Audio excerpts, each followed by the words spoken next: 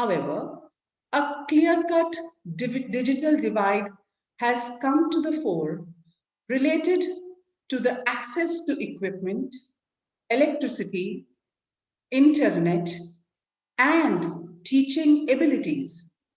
This is more visible in case of class divide, poverty, gender disparity, and learners with disabilities. The pandemic has amplified the learning crisis. This learning crisis extends beyond the technical solutions to bridge the digital divide. The questions of accessibility, ability, and affordability need to be addressed. There is a dire need to rethink remote learning with an inclusive lens. Coming on a brief outline of this session, we will have approximately half an hour to listen to each of the eminent speakers, at the end of which we will have around 20 minutes for the question answer session. If you have any questions, please type them in the chat box with the name of with your name and the name of the panelist to whom you are addressing it to. I request Karunakar ji to keep the list of questions ready and conduct the question answer session at the end. So now I invite Dr. Karunakar Singh, Assistant Professor Sociology at the Rajasthan University, Jaipur, to briefly introduce our first speaker, esteemed Professor Moitri Chaudhary. Karunakar ji. Thank you so much, ma'am, for giving me this opportunity. So it's my profound privilege to welcome Professor Maitri Chaudhary. Professor Maitri Chaudhary, ma'am, is a renowned and distinguished sociologist. She is a professor of sociology in the Center for the Study of Social Systems, School of Social Sciences, Jawaharlal Nehru University, New Delhi. Her area of interest and specialization are sociology of gender, media studies, social and sociological theory. Professor Chaudhary has been awarded with many honors for her academic achievements, such as First India Chair, ICSR, McGill University, Montreal, Canada in 2015. She is also a visiting professor, Brown University, USA, April 2011. Visiting Diet Guest Professor, Albert Ludwig University, Freiburg, Germany in 2003. And she has been a visiting fellow, Committee on Degrees in Women's Studies, Harvard University, Cambridge, USA, from 1995 to 1996. She has also been a visiting fellow, Institute of Asian American Studies, University of Massachusetts, Boston, 1995 to 1996. She has published several research papers in the journals of national and international repute. Professor Maitri has also been the members of several editorial boards of international and national journals and book series such as Society and Culture in South Asia, Global Media and Communication, Political Economies of Gender and Sexuality, Sociology of Development, and Sociological Bulletin. She has also authored and co-authored several books and chapters in book. So I think that it's a very brief introduction because I have been guided to give a brief introduction. Once again, it's my humble request to ma'am to come and deliver her views on this topic. Welcome, ma'am.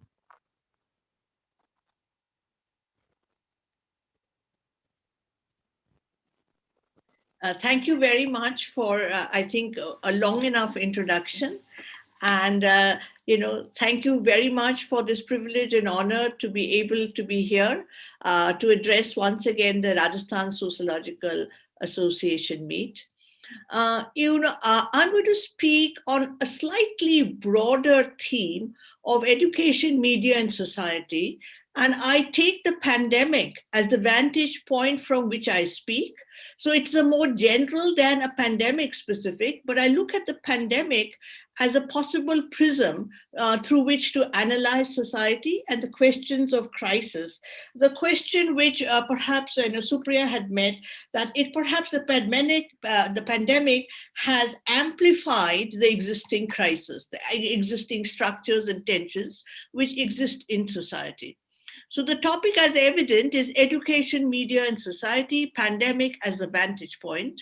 And I want to, what I've already thanked, but I would like to thank the Rajasthan Sociological Association for this opportunity to speak in this panel discussion. And I would also like to thank the Rajasthan Sociological Association for its stellar role in promoting social science education.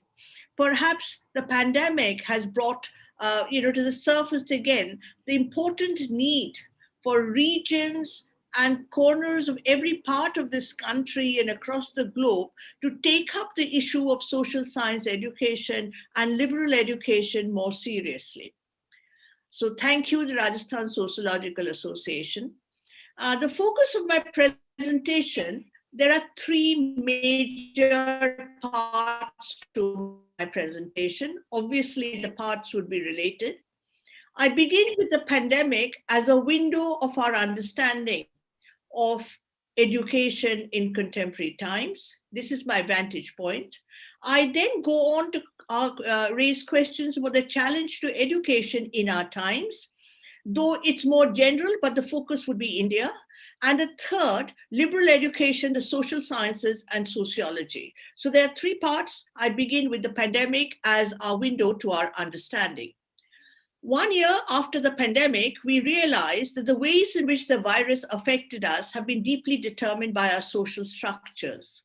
This is not a novel discovery, but one hidden by the barrage of words, both routine and rhetorical. A few words on what I mean by this routine and by this rhetorical. The routine is the dead weight of words, the rush to finish the syllabus, the examinations, the evaluation, the empty rules. Teachers on election duty, COVID duties, and any other duties that may be beckoned to. Students caught between hope and despair. The burden on the self, the retreat of state and society.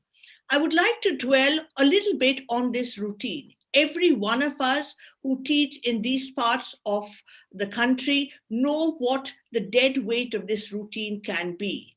So in the middle of our teaching, in the middle of our reading, in the middle of our writing, very often we wonder, what on earth are we doing?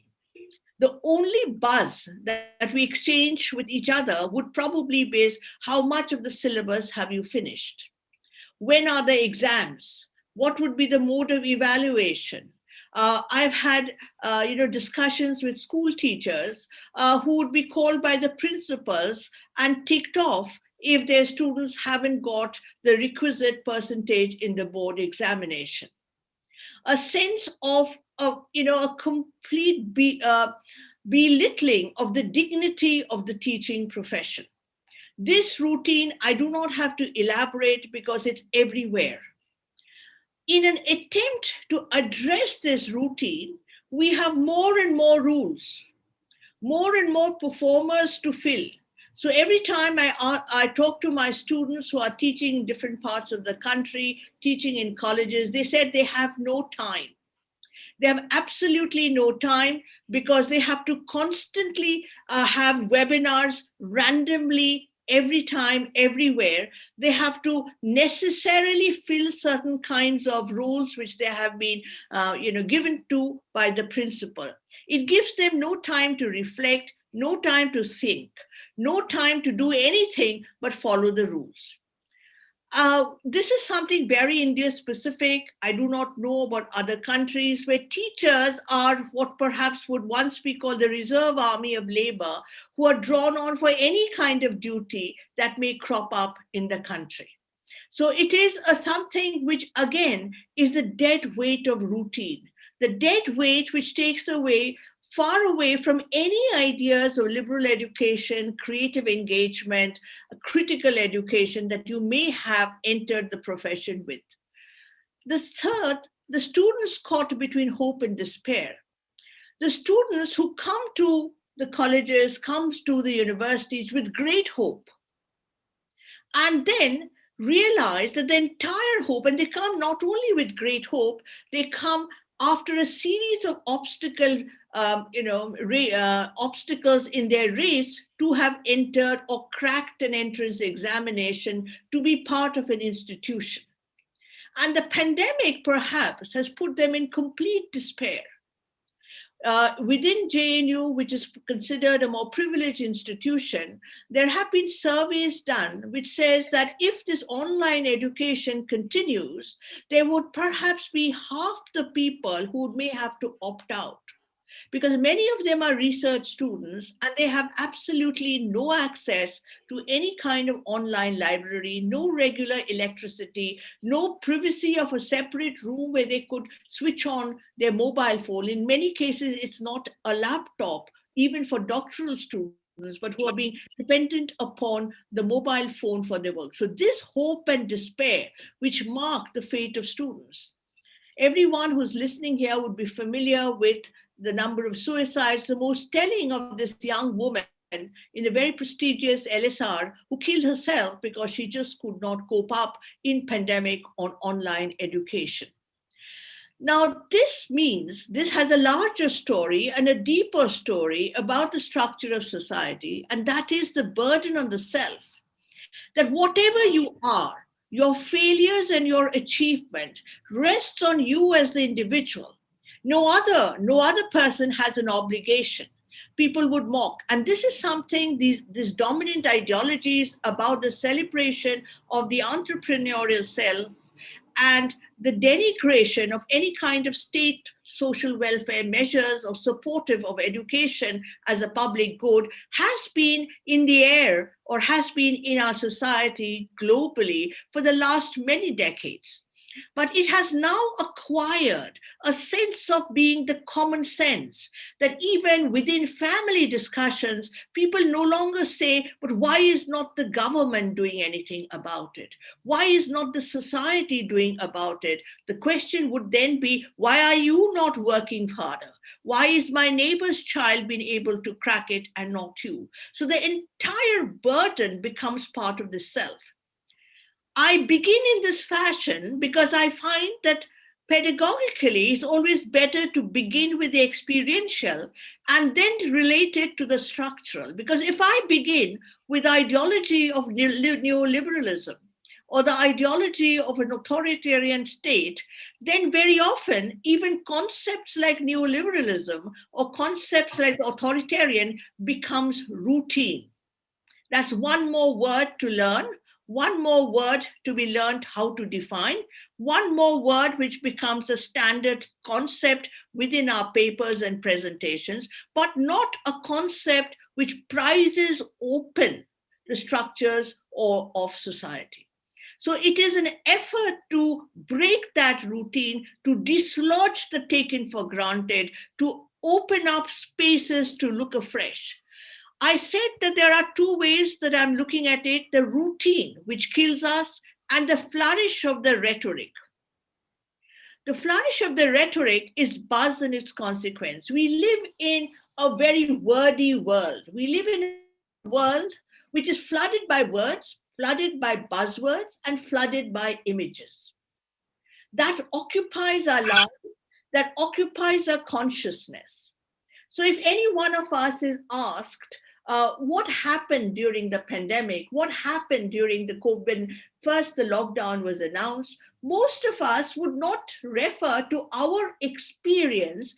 We would talk about the television images. Maybe a television image of how nature got back in action, maybe bluer skies, maybe about celebrities celebrating how to cook or what to do during the pandemic. In other words, we live in a world which is deeply mediatized. The media is all pervasive, and the media has become a certain sense, a central apparatus of all our knowledge and information. This needs to be taken seriously. This needs to be taken seriously because these words and these images have captured our brains and captured, in a certain sense, our souls. We are not able to think beyond these buzzwords. We've had the announcement of the National Education Policy recently, and I was going through the text. Again, you have a blitzkrieg of words, good words, well-meaning words, words like critical pedagogy, creative thinking, thinking out of the box, participatory teaching, all good words, productive words. But we stay within the realm of these words. We do not go beyond these words to go and explore what lies behind these words. And that is the argument that I'm trying to communicate. That is the role of social science education. That is the role of the liberal arts. So the crisis that we are facing in this pandemic is a crisis which predates the pandemic. We are, in a certain sense, already, in a certain sense, pawns, are not quite there to be able to engage, because we've got so used to getting certain kind of information packaged in a particular fashion, which we consume, whether they come from guidebooks or whether they come from the media. They're all packaged in a form of an easy consumption. It's like packaged food. You don't have to cook. You don't have to go through the process. It is easily deliverable. Now, in this role of the media is very central in this world within which education exists and within which the challenges of online educations in pandemic exists. The role of the media, as we've got used to, provides a break to our routine. It is an infotainment. It is the key platform for both the state and market rhetorics. It is the central apparatus that shapes ruling ideology and a common sense. The ways in which a large number of citizens are conditioned and acculturated by this neoliberal portrayal of education through mass media can be illustrated through a sociological analysis of news viewership. Television is a primary source of media consumption for citizens across the globe. Now, people may say that people no longer watch television, partly true. Not everyone watches television. However, the important point that must be noted is that impact that the television mode has had on diverse digital platforms, internet, websites, blogs, tablets, smartphones, social media, is extensive given the vast concentration and interconnectedness of the mainstream media today. Now, remember, we as teachers are grappling in this world. This world, with the form and content of knowledge, is given in a way which is very easily consumed, extremely attractive, and doesn't take too much effort to negotiate. I briefly talk about both the form and the content of the knowledge that we acquire through media. The form is without context, without consequence, completely fragmented.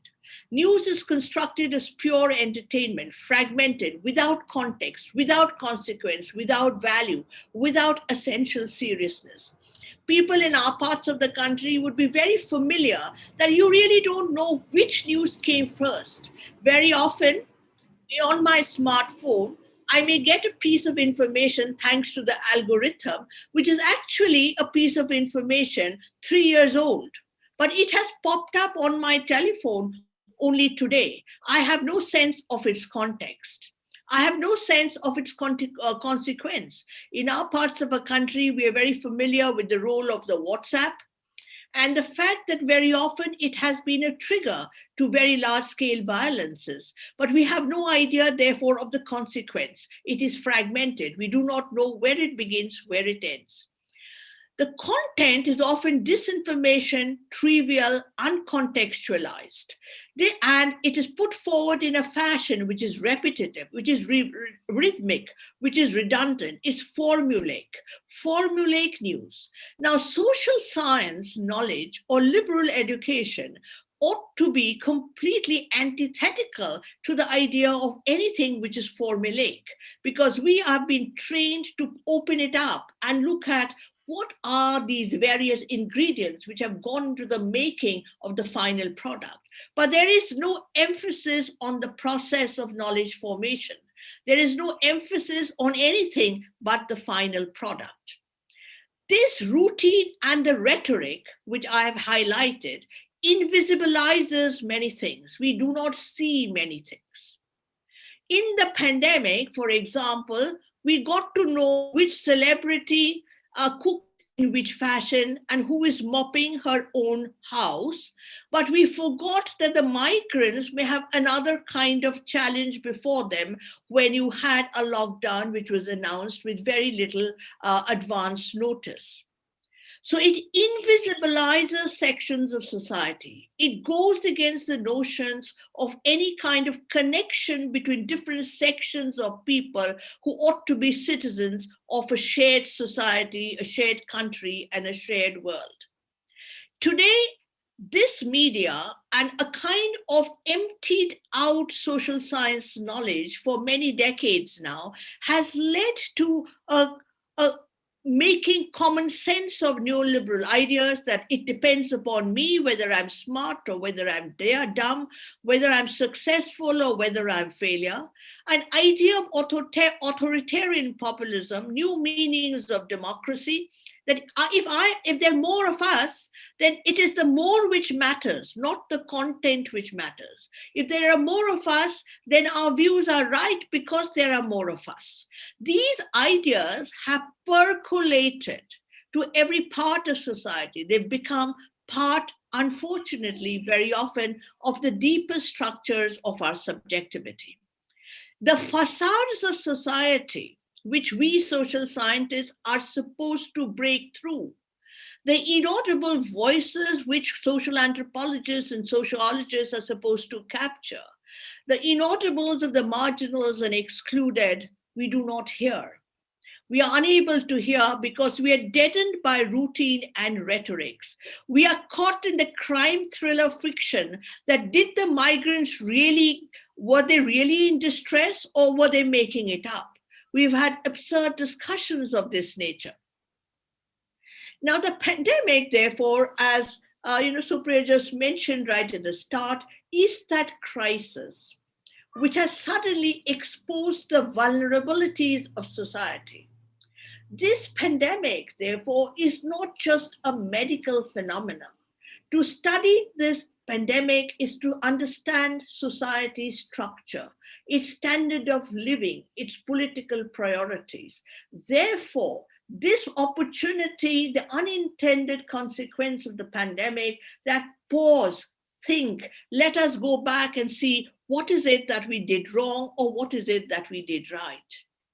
I go back to a seminal text of Peter Berger's Invitation to Sociology, where he writes, "The facades of the houses cannot tell us the social mysteries that lie behind the facades. Often a calamity may suddenly pry open those social mysteries." I argue the pandemic is that calamity today.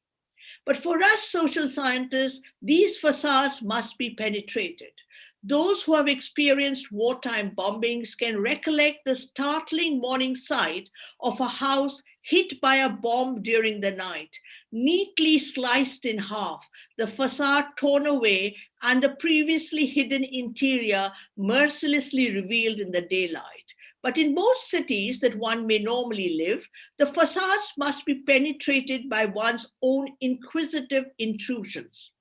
I argue that for the social sciences, the inquisitive intrusions is theory, is method, is a certain familiarity with concepts as not terms and words which should be used ornamentally, but something which would help us to open and see through this facade.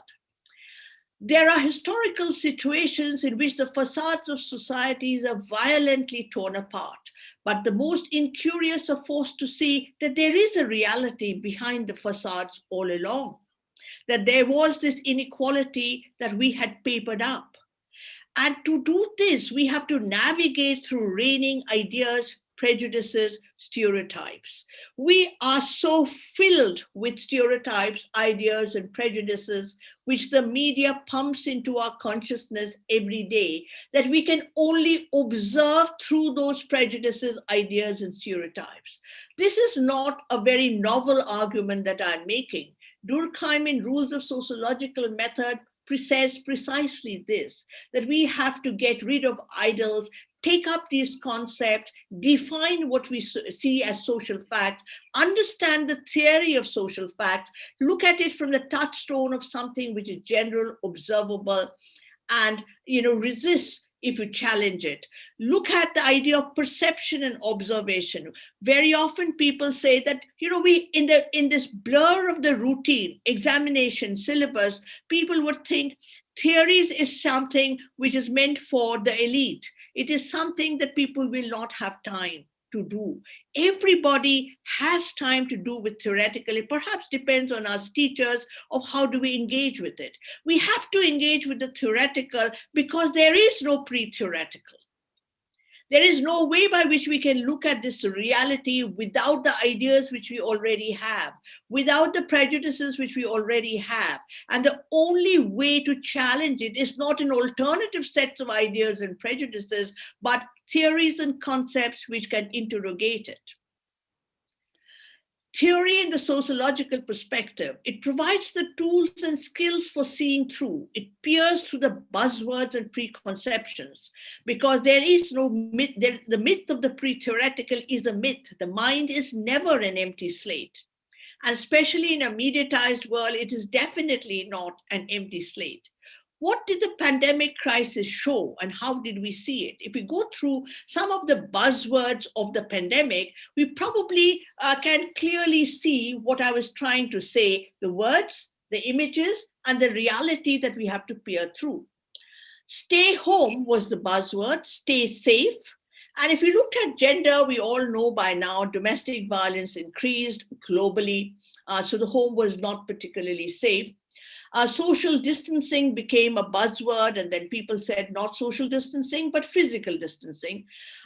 In the West, the emphasis on physical distancing was to say that, look, don't isolate yourself, you must still connect. In our country, where we've had a long history of caste discrimination and caste exclusion, the idea of social distancing brought back ideas of what being an outcast meant, what being an untouchable meant. So it brought back issues of caste, class, ethnicity, race.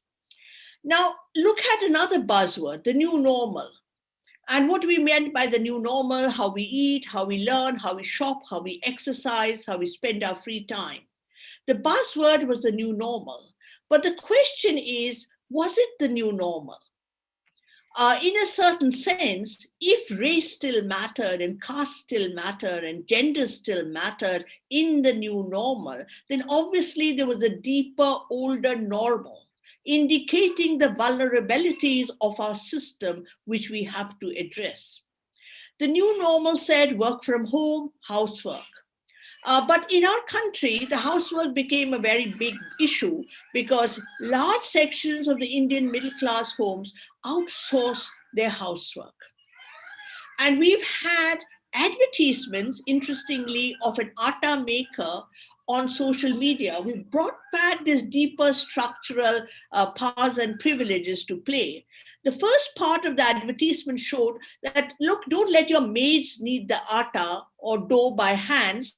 And they showed the color as slightly dirtier, darker, perhaps suggesting infection.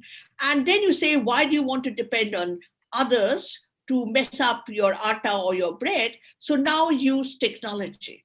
Don't compromise on health and purity. We had, during this new normal, wearing masks and greetings, banal things like did Prince Charles do a namaste, which went on in the Indian media for a very long time, new normal for air travel, webinars, online education. But the old normal, the point that I just said, persisted, manifested in each of these questions, including on online education. Who has access, who do not have access, inequalities, class, caste, race, ethnicity, gender. The question was, everybody said, oh, we are all in the same boat. But of course, we are not in the same boat. Are we really all on the same side? And there was increasing awareness that it would be more appropriate to say we are all in the same storm, but not in the same boat, vote for our ability to isolate, work from home, homeschool our children, stockpile our shelves would depend on class, gender, race, age, and geography dependent. The old normal, the developmental models, neoliberalism, role of the state, role of the self, the legitimization of strong authoritarian regimes hasn't gone away. It's still very much there. The pandemic has not let it go. The task of the social sciences in these times cannot be revert to business as usual after we get through the crisis. The social sciences has to work to analyze and actively engage in addressing these new realities. Liberal education is a key component for a functioning democracy. In a recast academia, this is eroded. In fact, in our country, as we have more and more private universities, liberal education itself has become a buzzword. It itself has become a routine terminology without looking at the core ideas of liberal education, which is critical thinking, examination of life, encounter with different, free exchange of ideas, and importantly, to understand origin, context, consequence of any phenomena. Remember, I began with the media format of knowledge, where we do not look at origins, we do not look at context, we do not look at any implication or consequence. Every piece of information or knowledge, like the quiz master and the questions put forward, are discrete, separate, isolated. The interconnections which are so necessary for social science knowledge is gone, is not looked at. Now, revisiting this question of relevance, because it repeatedly is addressed, how relevant are we as sociologists? We are not frontline workers. We offer no essential services. Is it relevant? And I think your theme for the panel discussions over the conference is right. It is critical for democracy, for social justice, for human rights, for just living in peace together. Liberal education and democracy are crucial. We have to retrieve it. The only way to retrieve it in this world dominated by buzzwords is to go back to the basics in a certain sense, to ask, what does education for democracy mean? How do we understand media? How do we understand the hegemony of media? What do we understand by the state? What do we understand by the communities? What do we understand by political literacy? I don't want to go in more details about PD's pervasive and presence and knowledge source. The point I do want to say as I end my presentation is that we need to realize that in this pandemic, there is a tendency to accelerate processes which have already been in place. So the argument, like technology is doing it for us, why do we now need face-to-face interaction? Technology is so amenable to MCQ questions. Technology is so amenable to discrete words and knowledge as one word, one sentence, one right word, one right sentence, completely antithetical to the logic of the social sciences. We need to understand the double-edged nature of online education and understand the possibilities that we can meet across the globe as we are meeting today, but understanding the limits of it. We have to develop new ways and not say that because it is a PPT, so the PPT has to be 4 definitions. We have to reimagine that can we have a more creative form of education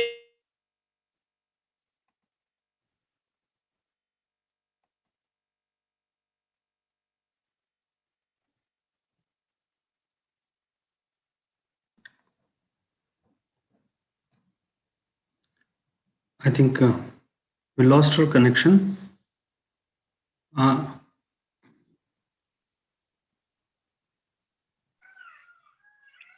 Okay.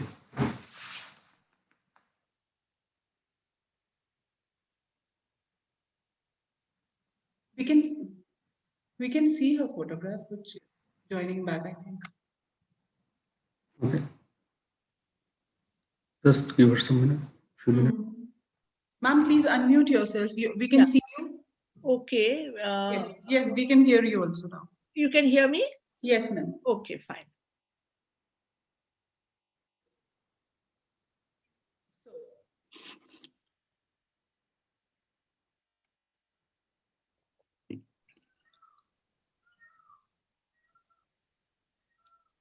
I think ma'am has finished.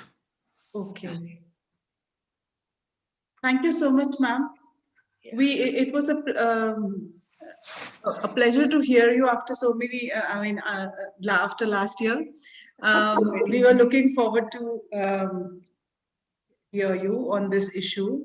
Ma'am talked about how education has become a routine, and the students are caught up between hope and despair, and how the burden of education has been left to one's own self.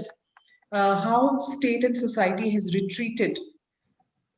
She has talked about the role of media and the challenges to education, and she has uh, called upon us that we need to uncover the stereotypes, rhetoric, and facades, the reigning ideas, the prejudices. And she's, uh, she talked about how we are in the same storm, but not in the same boat. Uh, and we need to revisit the question of relevance, and education should be for democracy. Now, thank you so much, ma'am.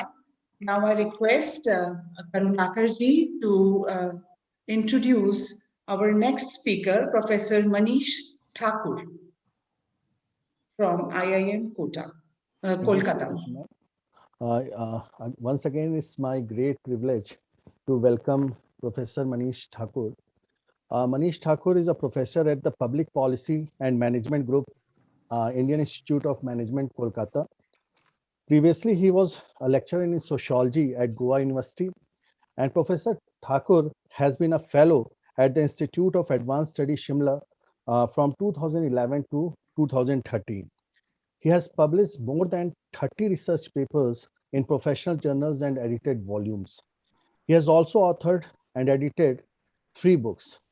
And Professor Thakur has published research which mainly deals with the aspects of water resource management, rural development knowledge, institutions and discourses, and intellectual history and indigenous theories, and so on. His areas of research interests are rural agrarian sociology, economic sociology, and disciplinary practices.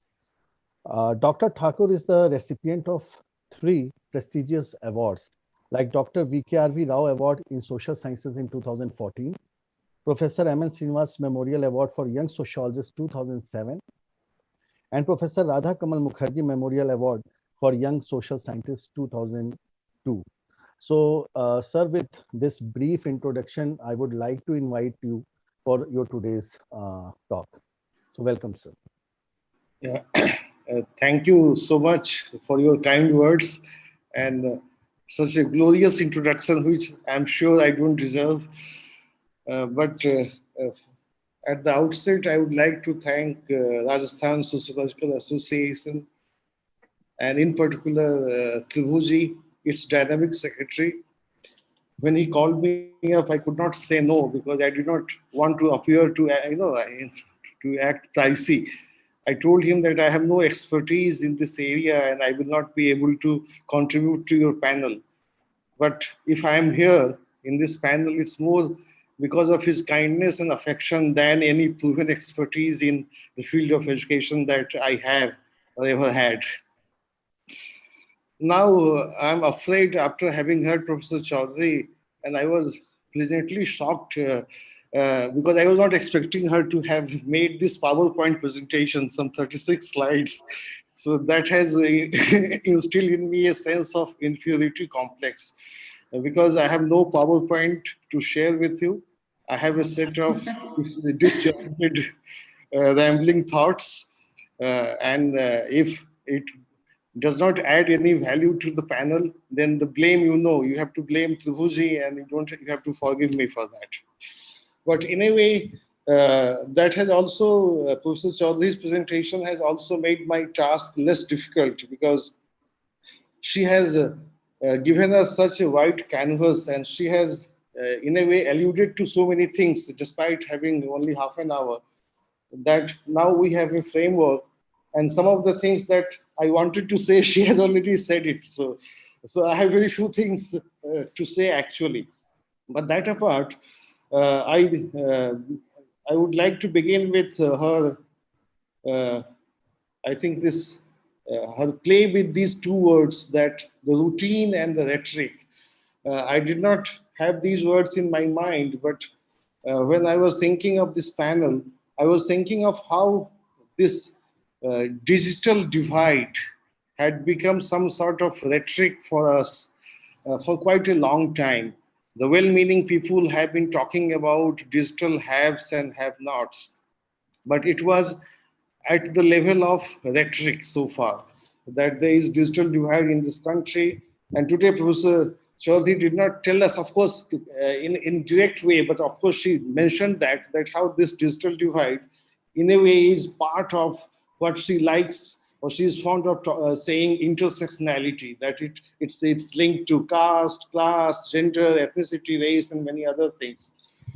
So far, digital divide was something that we would hear from others, we would read in papers, journal articles, and all. But what this pandemic has made us aware of is what I call the palpability of this digital divide.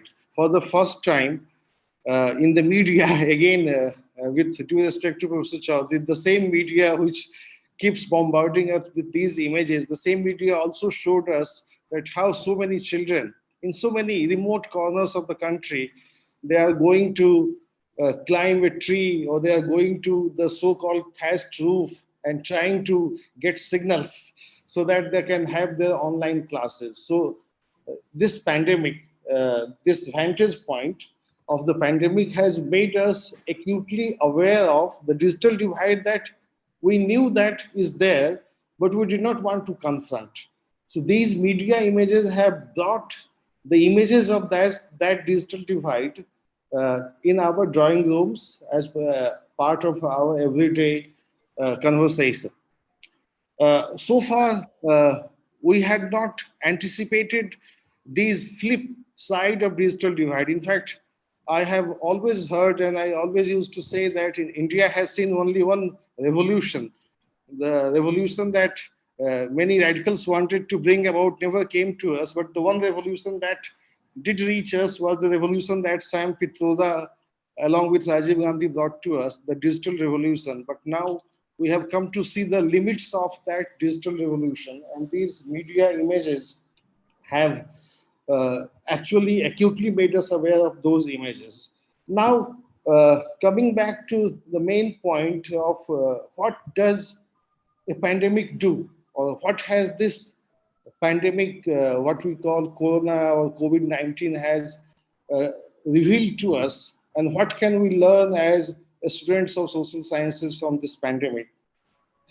Professor Chaudhary, again, since she has talked so well, so I will keep referring to her presentation, so you have to bear with me. She has said that it's a vantage point. I put it differently, in a slightly different way, that what this pandemic has done is that it has brought in sharper relief all those societal fault lines which were already there.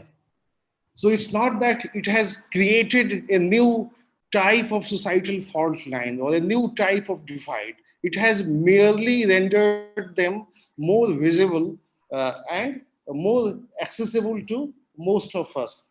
So another way of looking at the same pandemic as a vantage point would be that it has also started questioning some of the elements of societal common sense. Because, in normal times, many of these inequalities, and since we are talking of access to education, in a given society, the distribution of resources or the unequal access to some of these resources that we have, those things become part of societal common sense. In a way, it becomes naturalized. We start looking at those divisions, those fault lines, as part of the natural order of things. So what this pandemic has done, that at least the way I look at it, that it has created this possibility that maybe we can start unpacking this naturalized common sense, where all types of societal fault lines, all types of social divisions along various axes of caste, gender, whatever you call it, that needs to be historicized. We have to start asking questions that why is it that we have started taking these multiple divides for granted, and why is it that we never questioned it before? Why is it that only now we have started talking about migrants and their children's access to education or lack of access to education? Why did not we do it so far?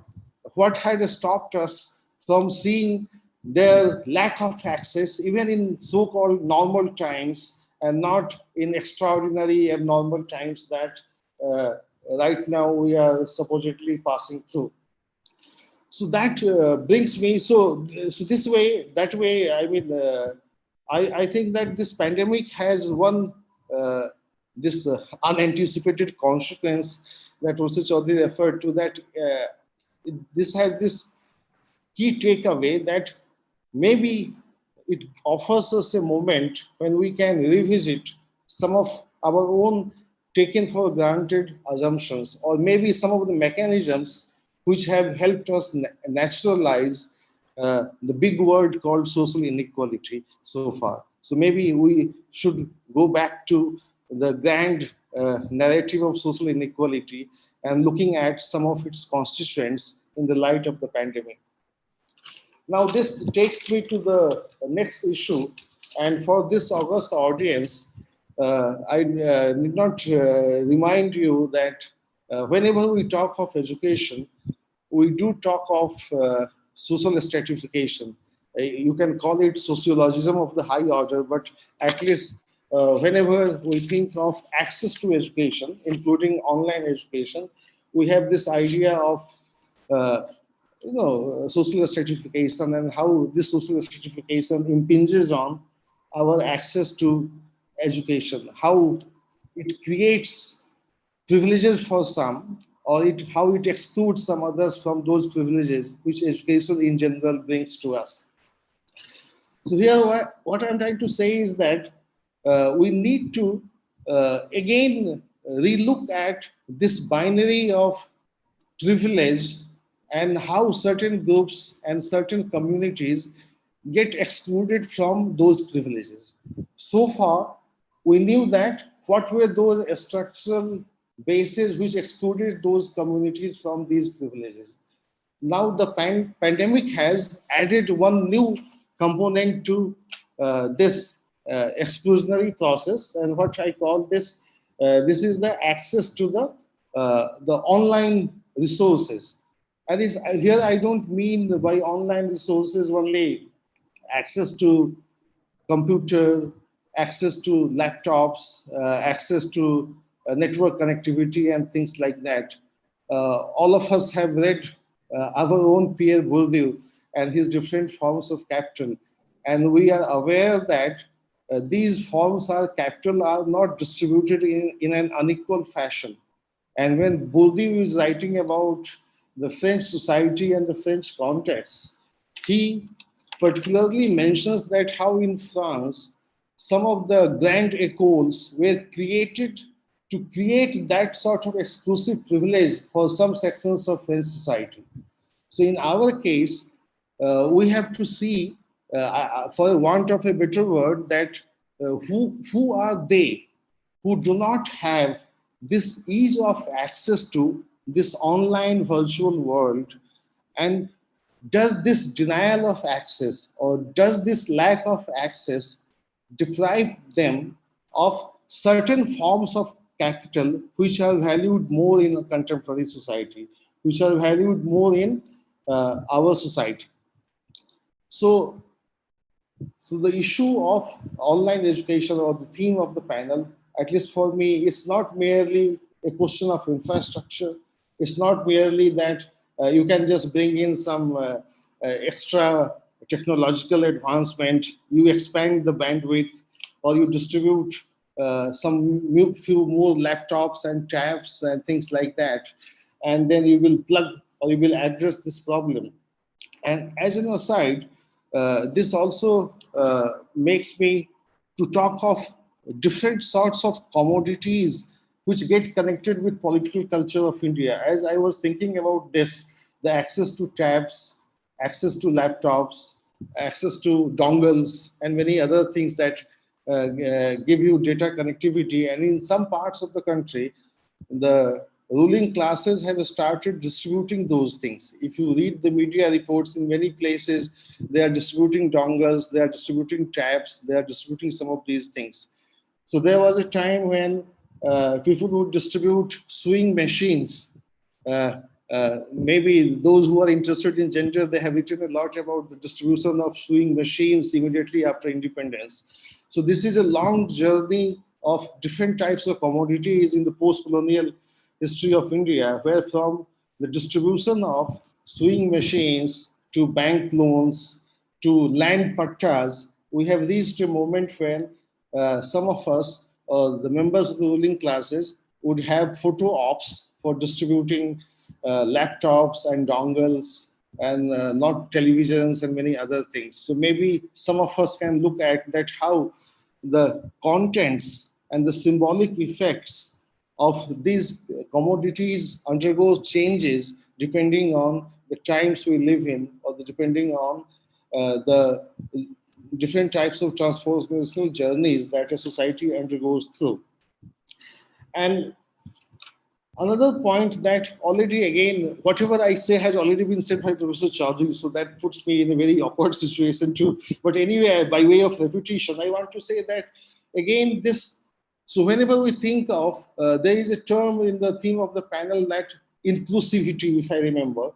So again, our fight for inclusivity in the domain of education, I think it's embedded in the larger fight, and it need not be said, because all of us know that we cannot have this exclusive fight for access in the domain of education without also waging the larger struggle where the access to societal resources, the public policies and its distributional effects, and the very nature and direction of economic growth and the type of distributional outcomes that it leads to or it generates.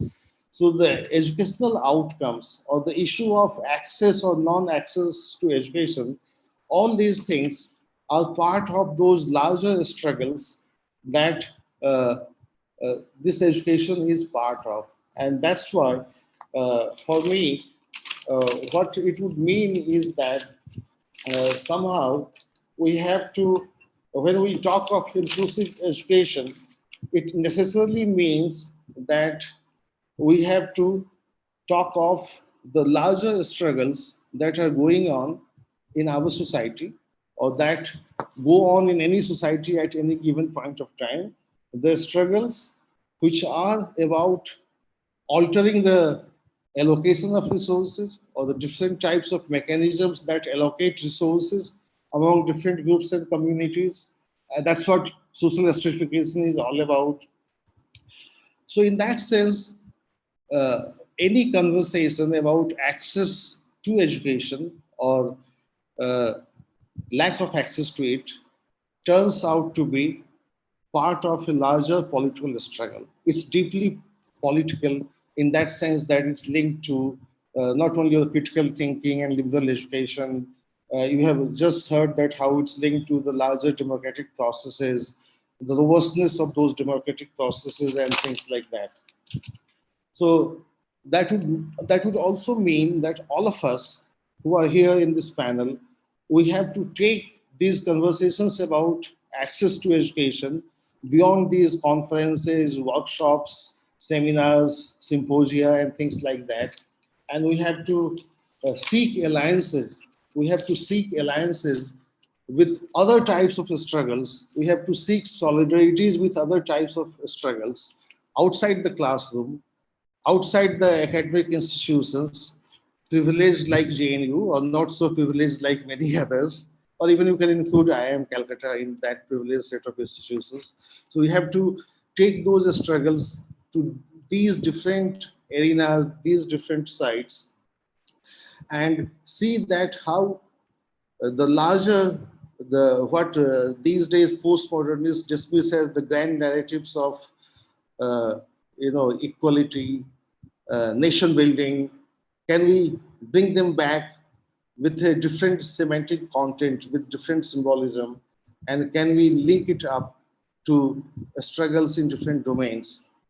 And the one last thing that I want to add, that it also, this conversation that we have under the pretext of this panel, that it also should give us an opportunity to denaturalize the notion of merit that we have been working with in this country. And more than ever, this pandemic has opened it up, that how what we call merit, something that is part of received wisdom of social sciences, is actually another name for a set of privileges. And of course, those privileges get expanded with the changing times. So can we also make use of this, these fault lines which have been opened up by this pandemic, to look at the question of merit, and how this notion of merit itself is inherently exclusive, inherently, it excludes certain people without realizing that, or that they may not have access to those resources which have endowed some people, some groups, some communities with merit, and some others without merit. So lastly, so my take is that, so these struggles, and large number of struggles that Professor Chaudhary has already hinted at, that it has to be linked up to the larger democratic struggle. So a struggle for education, a struggle inside the domain of education has to be, of course, theory informed, but it also has to be always political in the broadest possible sense of the term. And in that sense, we cannot afford to make our struggles in the conferences, in the classrooms, solitary events. They have to be more than solitary affairs, and they have to link up with other types of struggles, and more to make our society a bit less unequal and maybe a bit more inclusive. That's all. Thank you. Thank you so much, Manish ji. It was a very thought-provoking speech that you rendered. You picked up strands from Moitri ma'am's speech of routine and rhetoric. You talked about digital divide, vantage point. You talked about the societal fault lines and the unequal access to resources, which need to be historicized. And the fact that we should have questioned it much before the pandemic, and we should have questioned the uh,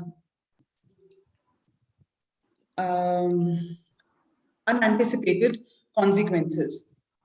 Then you talked about the grand narrative of social inequality, and you talked about the access to societal resources is a part of larger struggles of allocation of resources. We should seek solidarity with other types of struggles to different arenas and bring back nationalism with a different symbolism. We should denaturalize the notion of merit, which is inherently exclusive.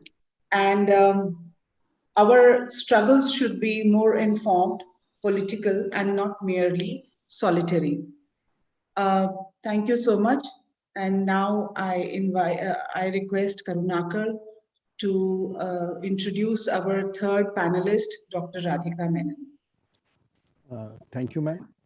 Our I'm very glad to welcome Dr. Radhika Menon, who teaches in Mata Sundari College, University of Delhi, and she has taught liberal courses in education, teacher education program, and also supervised research students. Dr. Radhika Menon does her research in the area of sociology of education. She has researched and published on urban education and on issues of gender, caste, and class. She takes special interest in the area of work, identity, and labor, and reviews on education transformation in the contemporary world. She also writes on a variety of public interest issues as interventions in popular discourses. She has been part of public study group on CAVE committees for the study of education policy in India. Radhika has been involved in evolving curriculums, text, and developing classroom practices for a constructivist pedagogy in social sciences. So with these words, I welcome you, ma'am, for your to deliver your talk. Welcome. Thank you, Dr. Karunakar. That is very kind of you to have introduced me so elaborately. I would like to thank the Rajasthan Sociological Association, Dr. Supriya Seth, Dr. Tribhunath ji, and my fellow panelists.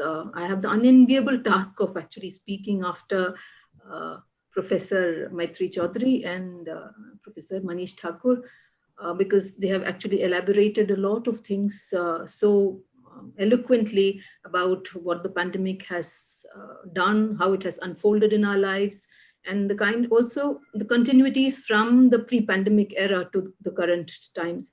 So I will not use the PPT that I have prepared because it will be unnecessary repetition. So I'll take elements of what I have prepared and try to link it with some of the issues that Professor Chaudhary and Professor Manish Thakur have already spoken about.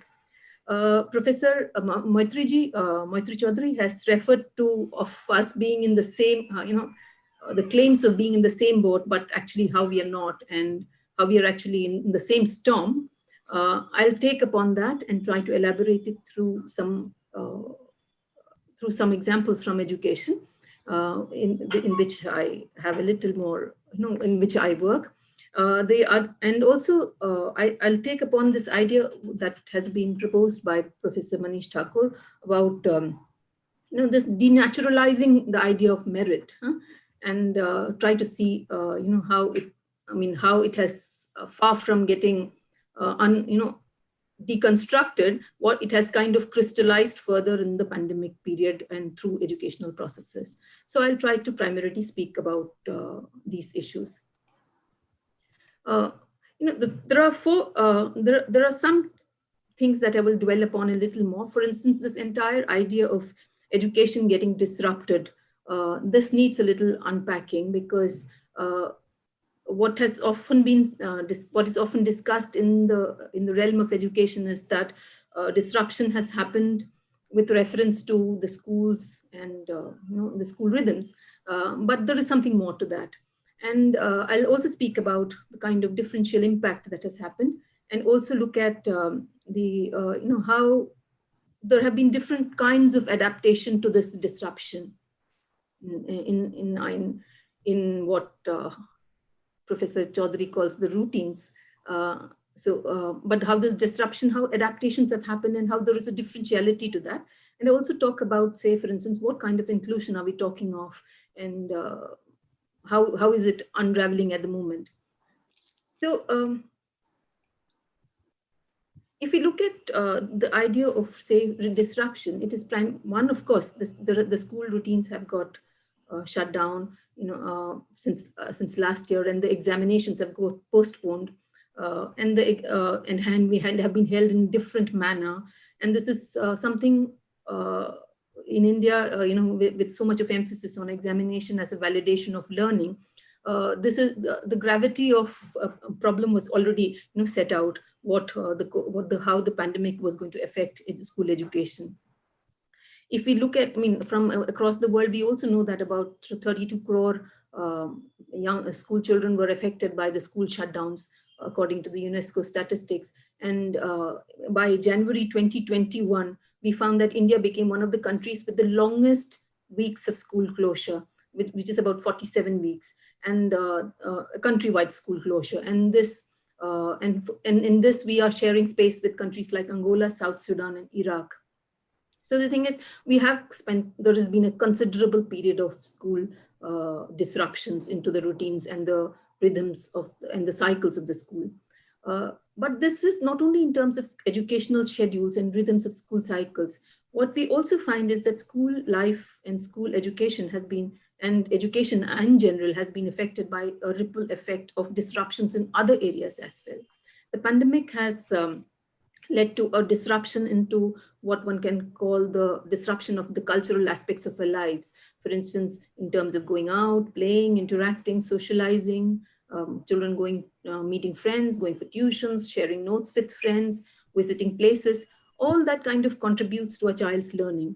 So instead of a shift happening and so the shift happens from the school. So there is a special shift in terms of the cultural interactions from the school to the cultural resources of the house and the immediate family or those who are or those around them. And they are becoming the resources for learning. So so what we can see is that there is a geography of learning which is getting confined to the house and what can emerge from it. There are other disruptions that we do see, and that is in the area of economy. There is a substantial job loss that has happened in the pandemic. And if you were to look at the employment figures, we do know that private employees, factories shutting down, contract and building workers losing jobs, domestic helps losing job, and leading to a crisis in a recession in the economy. And we do know that as of now, the only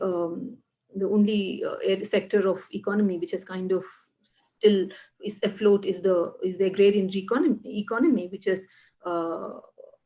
also is undergoing a crisis. And so the thing is that there is an economic crisis that is happening, and the ripple effect of that is also is impacting the nature of education that is available, and thereby this also reduce the economic resources that are available to the families for education of their children. So among the biggest worries of those who lost their jobs during the pandemic was the discontinuation of their children's education. So there are stories after stories and anecdotes after anecdotes, and even even studies that have emerged of recent do indicate how the biggest worry of many of the workers and employees who lost their jobs was how would they continue the education of their children. The third disruption was to the spatial locations of people and the forcible eviction and displacement of what has come to be known as the biggest movement of people under a single forcible condition, that of migrant workers towards their reverse migration back to their home sites. It has happened at international levels, national levels, from cities to towns to villages, and from bigger villages to smaller villages, because the nature, and of course there is the class of people who are involved in this reverse migration, of course varies, but predominantly people who are engaged in work and for their living. So they are workers of various kinds who have lost their jobs. They have not only lost their jobs, but they are undergoing a spatial dislocation. And this migration, it has brought to light one more thing. This reverse migration, that it's not only men who are part of the migrants, but also women and children. And we have seen entire families, moving back to the villages, and there are enough evidences that are emerging, even from the schools in places like Delhi, where a lot of children are not attending school because they have actually moved back and they have not returned as yet. So the spatial dislocation but there is another element to the spatial dislocation, and that is that it has not only taken away the rhythms of schooling, but also rhythms of daily existence and survival, and a familiarity and a movement from the familiar to an unfamiliar spatial to location for their very survival. So the disruptions to the cultural lives, the economy and the space has impacted different sections of population in different ways. And thereby the educational impact is also significantly different. So the cultural disruption was the bigger, for instance, the cultural disruption was the biggest concern for the life and learning of children, say of the elites, of the upper classes, upper middle classes, while for the children from the families of workers who lost their jobs, the economic disruption had a greater impact. And for the families of migrant workers, the spatial location has near about changed every aspect of their life, which I will, I'll come back to. The school closure also was, when it has been superimposed over the existing inequities, have actually led to multiple layers of deprivation including on, on aspects like nutrition, which has, for many children, for instance, the loss of their parents' jobs, their dislocation and movement to another area has meant the loss of the midday meal from the school that was available. The absence of the collapse of the public distribution system has also meant that they have not been able to avail the rations that could possibly they have received, and putting them into a nutritional threat zone. For girls also, the impact is significantly different even within each of the above socio-economic groups, be it the workers, the elites, or the migrant workers. So while abuse and domestic violence has been a concern across class groups, the fear of losing life chances has been particularly more in the families of workers and migrants. And the biggest worries for girls of the families which were displaced was falling back to a life of rural deprivation and getting confined to feudal spaces, limited mobility, and early marriage. So at the same time, we also find that the socially disadvantaged groups like the scheduled castes, scheduled tribes, and OBC, and the minorities, particularly the Muslim minorities, who are overrepresented among the migrant workers, contract workers. So the disruptions also took away the minor gains of welfare that may have happened because of their move to the urban spaces or move to sites of employment. So, and as happens in the case of all disruptions, the pandemic's social impact also imposed tremendous anxieties across social groups. However, once again, the social and medical support that is available has not been equally available to all social groups. And there are enough, if you're talking of learning, we know that social anxieties and stress beyond threshold levels do not make great companions for learning. And that threshold levels were pushed considerably during the pandemic period. So there were differential access to the assistance, medical support, and other elements, thereby pushing people also to mental health crisis. Hence, to look at solutions from the prism of disruptions just in the school rhythms alone, that school closure has happened, is, I would think, is highly inadequate. Unfortunately, the resolutions that came in the area of education primarily looked at it as a disruption to the school routines.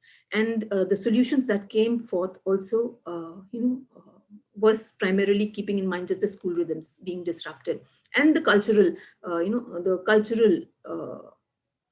disruptions that took place. So the attempts to bring in normalcy was by bringing in what one would call the technology as a means and measure, as a means and measure for offering education. But we also know that this is nothing new. For instance, the emergence of technology as a medium of education, for that a lot of preparation has already been on.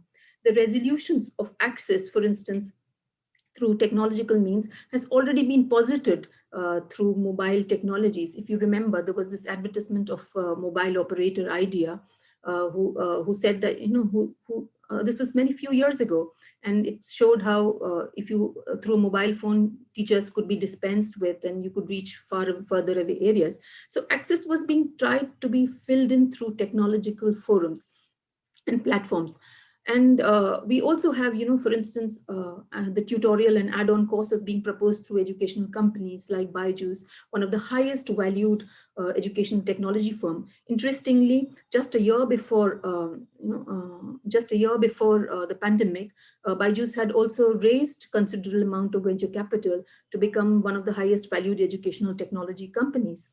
The World Economic Forum also, and as early as April 20, was already saying that online education is increasing retention of information. I'm quoting it, increases retention of information and takes less time to teach. So this thrust World Economic Forum suggesting that technology is a means for greater productivity of educational delivery was already happening in the early months of the pandemic.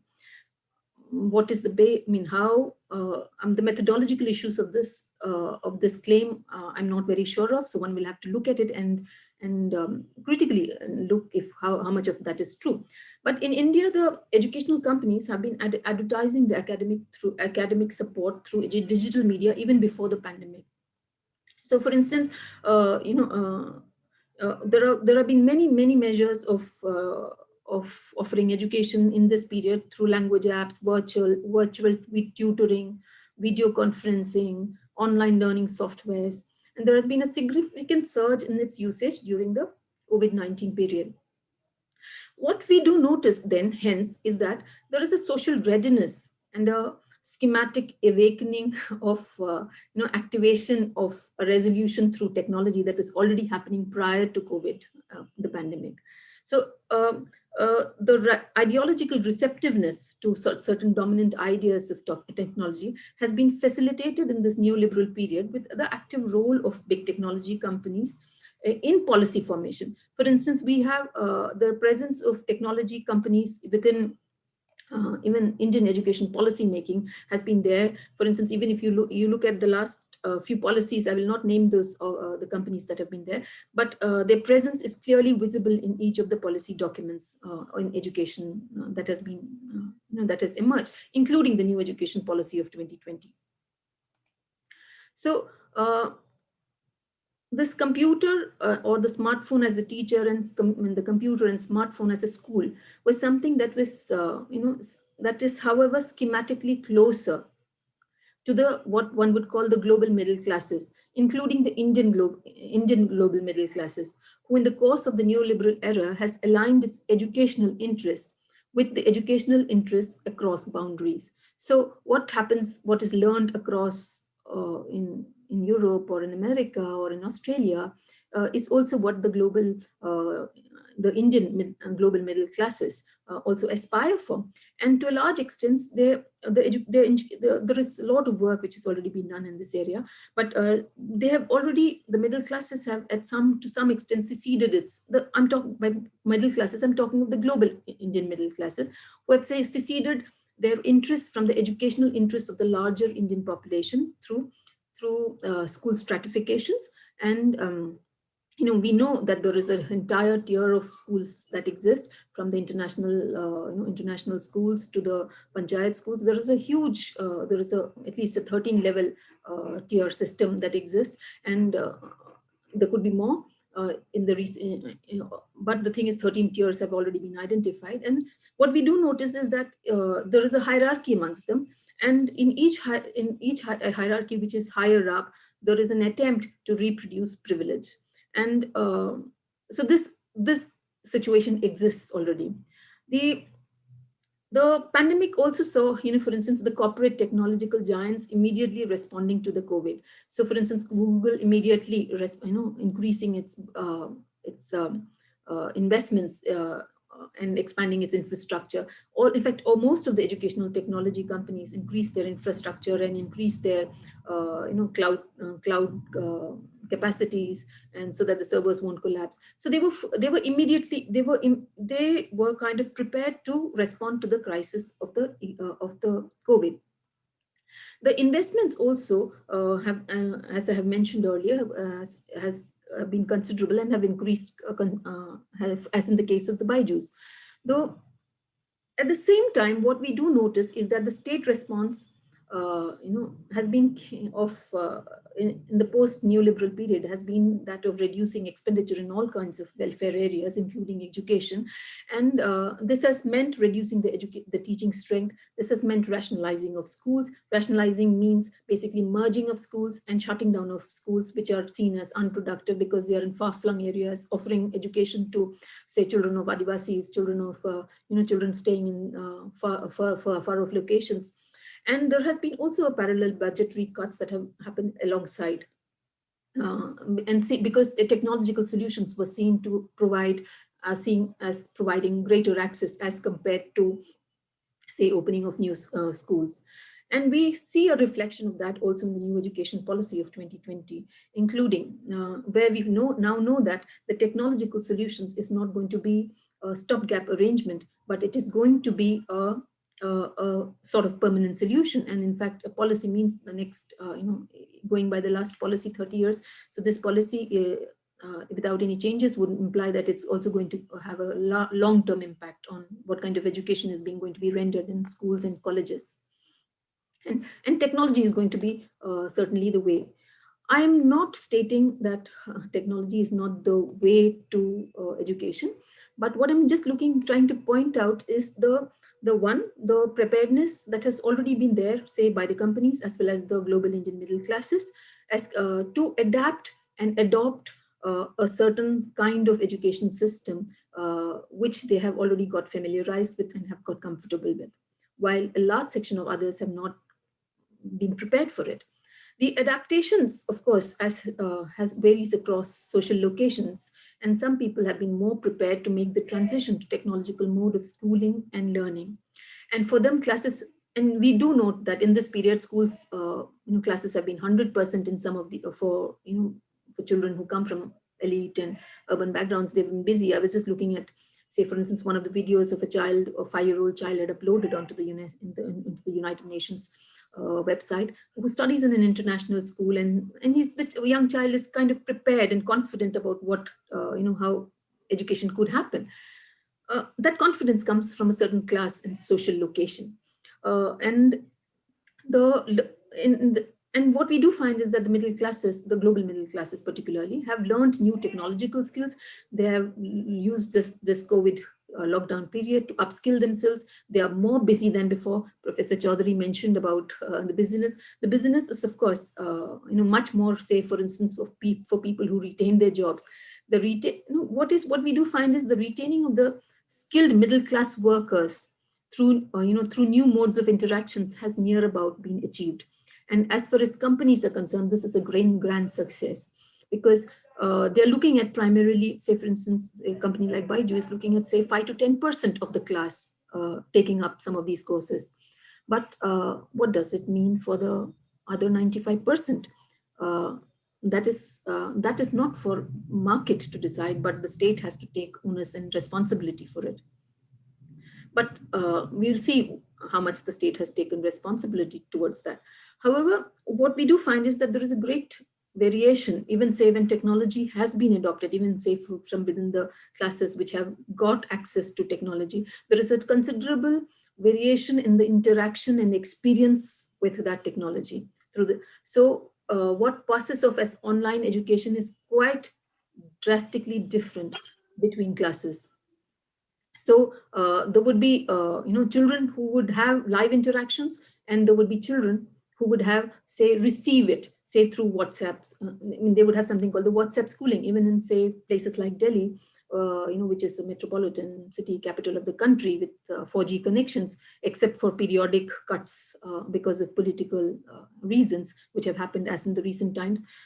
Even with these kind of connections, the access is quite different. I mean, there is a tremendous divide in the access to smartphones and internet connectivity. But and there are schools where live interactions have gone uninterrupted. Of course, obviously, these are the elite schools, the upper middle classes schools, and there are schools of the larger number of the government schools, for instance, have had what can be called through transmissions through the televisions or through WhatsApps. So what we do find is that there is a different kind of dissemination of education that is happening, and this dissemination, how it is received. So there will be somebody who is receiving, somebody who will be interacting, and there is a class difference in that interaction. Also, see, it's just not sufficient that education is transmitted, because the way that interaction happens, say, for instance, what Stephen Ball calls the cold and hot information, there is a considerable difference between a cold and hot information in the terms of, say, for instance, how different groups of people interact with a particular information. So I'll not get into that because it's a long discussion. But even what we do need to note is that the receiving-based education is fairly limited, as access to connectivity, educational infrastructure, all that is highly uneven. In a country like India, say, for instance, there are some estimates that there are about 400 million people without internet. And, there was these grand noises of the middle classes being, having with 350 million middle classes having the purchasing power and consumptions. But here, look at, there is this 50 million more estimate of 400 million people without internet. So it's almost a large section of India which is going on, not having even the access to basic infrastructure. The consequences have been very grave, and there are studies and reports which have estimated that there is an increase in child labor, there is an increase in child marriages, the attendance levels in schools have gone down. There is a disengagement of boys who are coming from work as they have got into works sector. Younger girls have got married off, and it is estimated in one of the recent reports that have come in. There's an assessment that at least 1 million girls are going to drop out of secondary education because of the pandemic. So the impact is quite drastic for some. Those who are on the privileged side of the digital divide have adapted and learned new skills. I've already mentioned that. So the kind of problems that those who have access and those who do not have access are considerably different. So for instance, somebody like me, who's a teacher educator, works in Delhi University, and has access to 4G connection and laptop and phone, and whose students also have similar, more or less, not all, access to similar technology. The kind of problems that are faced is very different. For instance, though, we might be spending considerable hours, long hours on screen, long hours, evaluating, long hours looking at material, assessing. But the problems are very different from, say, the absence. So the engagement with technology is different. The engagement with education is different. And the kind of problems we have is different. However, for the exclusion is the biggest fear for those who are on the wrong side of the digital divide, and even if suppose access happens, we know that the access has many layers to it, in terms of it has many ways of for instance, access to technology, it's just not, you may have connectivity, but how you engage with it is different. It could be an empowering kind of an engagement. It could be a critical kind of an engagement, or it can be just a receptive kind of engagement, which I've already mentioned about. So there is what we do know is that,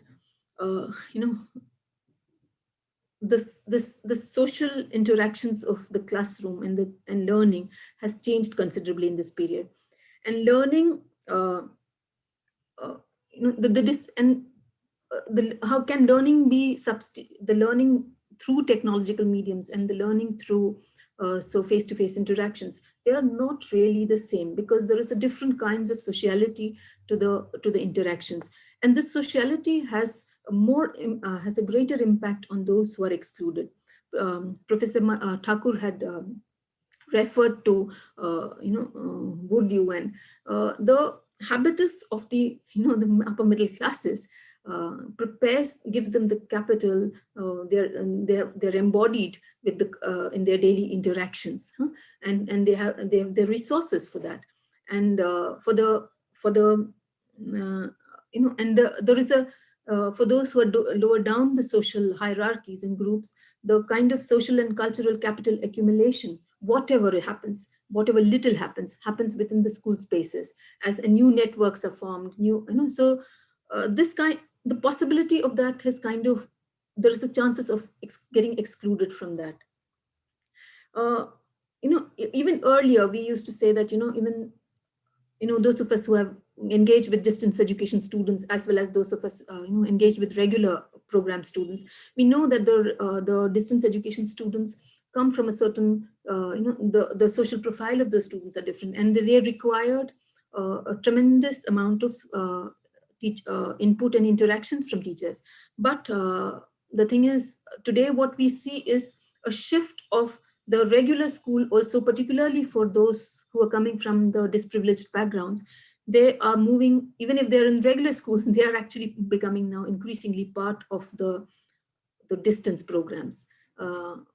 Because of the nature of technology that is accessible to them, and to the nature of interactions that the technology offers to them. So, so this one is, of course,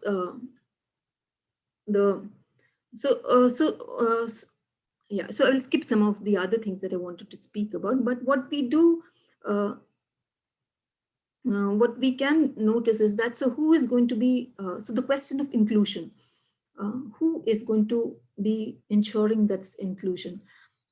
I agree with Professor Thakur that there has to be a great social movement and solidarity for ensuring that that the small gains are not lost, the welfare elements are not ignored, the exclusions do not become crystallized, graded inequalities over time, which is very highly likely because there's a whole generation of students who, given this situation, may drop out. And I'm worried about this for reasons that I'm going to spell out. One, the family is not adequate because of the kinds of, the children from families who are disprivileged, they do not have the capitals, the economic, the social, the cultural capital necessary, and the family is not adequate in its ability to offer those resources. The communities that they are belonging to do not are already under duress because of, say, for instance, in the rural areas, there is a distress, there is an agrarian distress, and the overall economic distress is impacting the communities and their ability to actually educate their children. So the priorities are more of survival in authoritarian regimes rather than prioritizing education. So children are dropping out. The other is how much of the corporates can be assumed to fulfill these roles. So while companies are pouring in money, we do know that there is a differential impact in which the technology intervenes, and the markets, of course, determine how they intervene and to what extent. So that leaves us with the state. So for inclusion. But unfortunately, if you were to look at the recent budget, we find that the COVID response that was possibly expected through this is the first budget after the COVID pandemic. So the kind of response that was sought is not kind of being reflected, because, for instance, we have seen that the social scheduled caste, scheduled tribe and girls from have a greater risk of dropping out. But we find that there are at least only 50, and even as of now, only 50% of the girls make the transition, and there's a greater chance of many dropping out. But what we find is that something like the national scheme of incentive for girls for secondary education has got reduced from 110 crores to 1 crore. So from 110 to 1 crore this year. So the thing is, it's like shutting down a program. It's as if that was not essential. So possibly the state is looking at technology as a means for fulfilling this education and seeing that, okay, this could be the means for offering education. However, we know that exclusions will get crystallized, and the absence of providing scholarships can have a tremendous impact in terms of dropouts. Also, say, for instance, how in existing programs, existing enactments like the Right to Education Act, it could have been strengthened, but we don't find that in terms of the budgetary allocations. So the state is not state is also continues to operate upon, looks at the post-pandemic period through the lens of, through a certain class lens, which is more aligned with the global middle classes rather than with the 400 million people who don't have access. So that's the situation. And we can look at individual agencies and how people are negotiating, and all those areas are there to research. But also what we need to research is that what kind of inclusion is going to happen if it does happen. And we also need to research on, say, for instance, that what will be the nature of discrimination that is going to get crystallized over the coming years, and what kind of social movements will emerge that will extend solidarities for enabling that, for ensuring that these exclusions don't take place. Maybe we need a lot more research on that in the coming time. Thank you.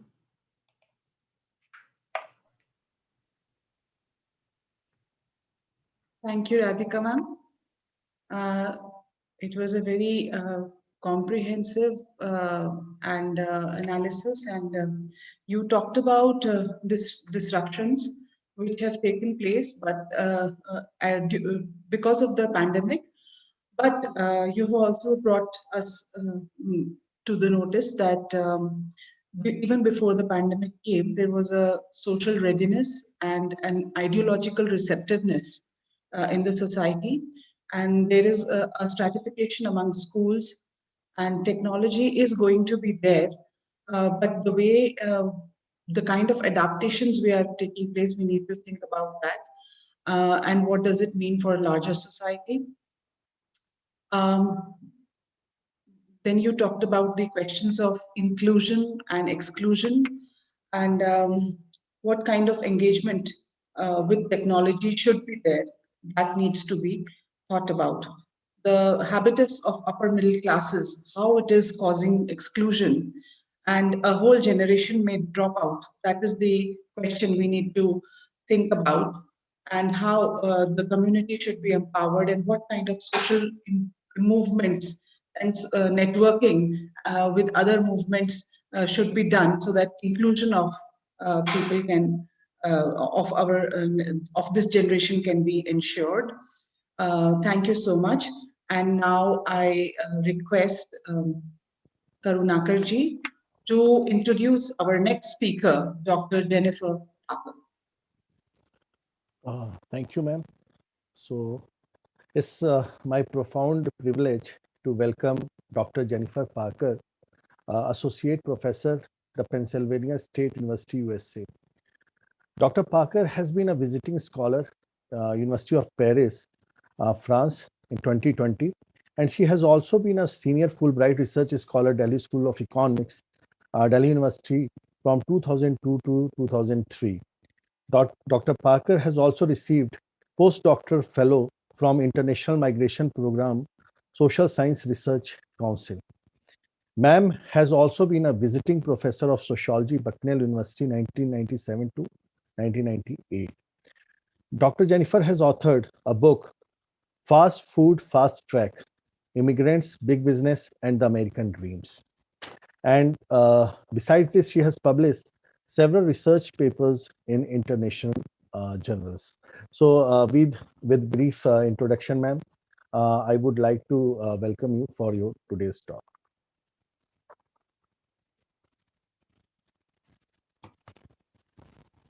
Thank you very much, Dr. Karunakar. I would like to share my screen, if I could. Oops. Okay.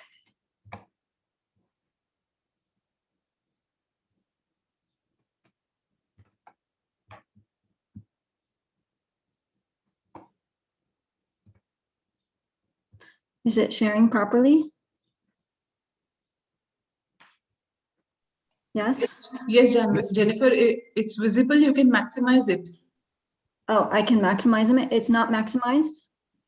You have to start the slideshow from beginning. I did do that. Yes.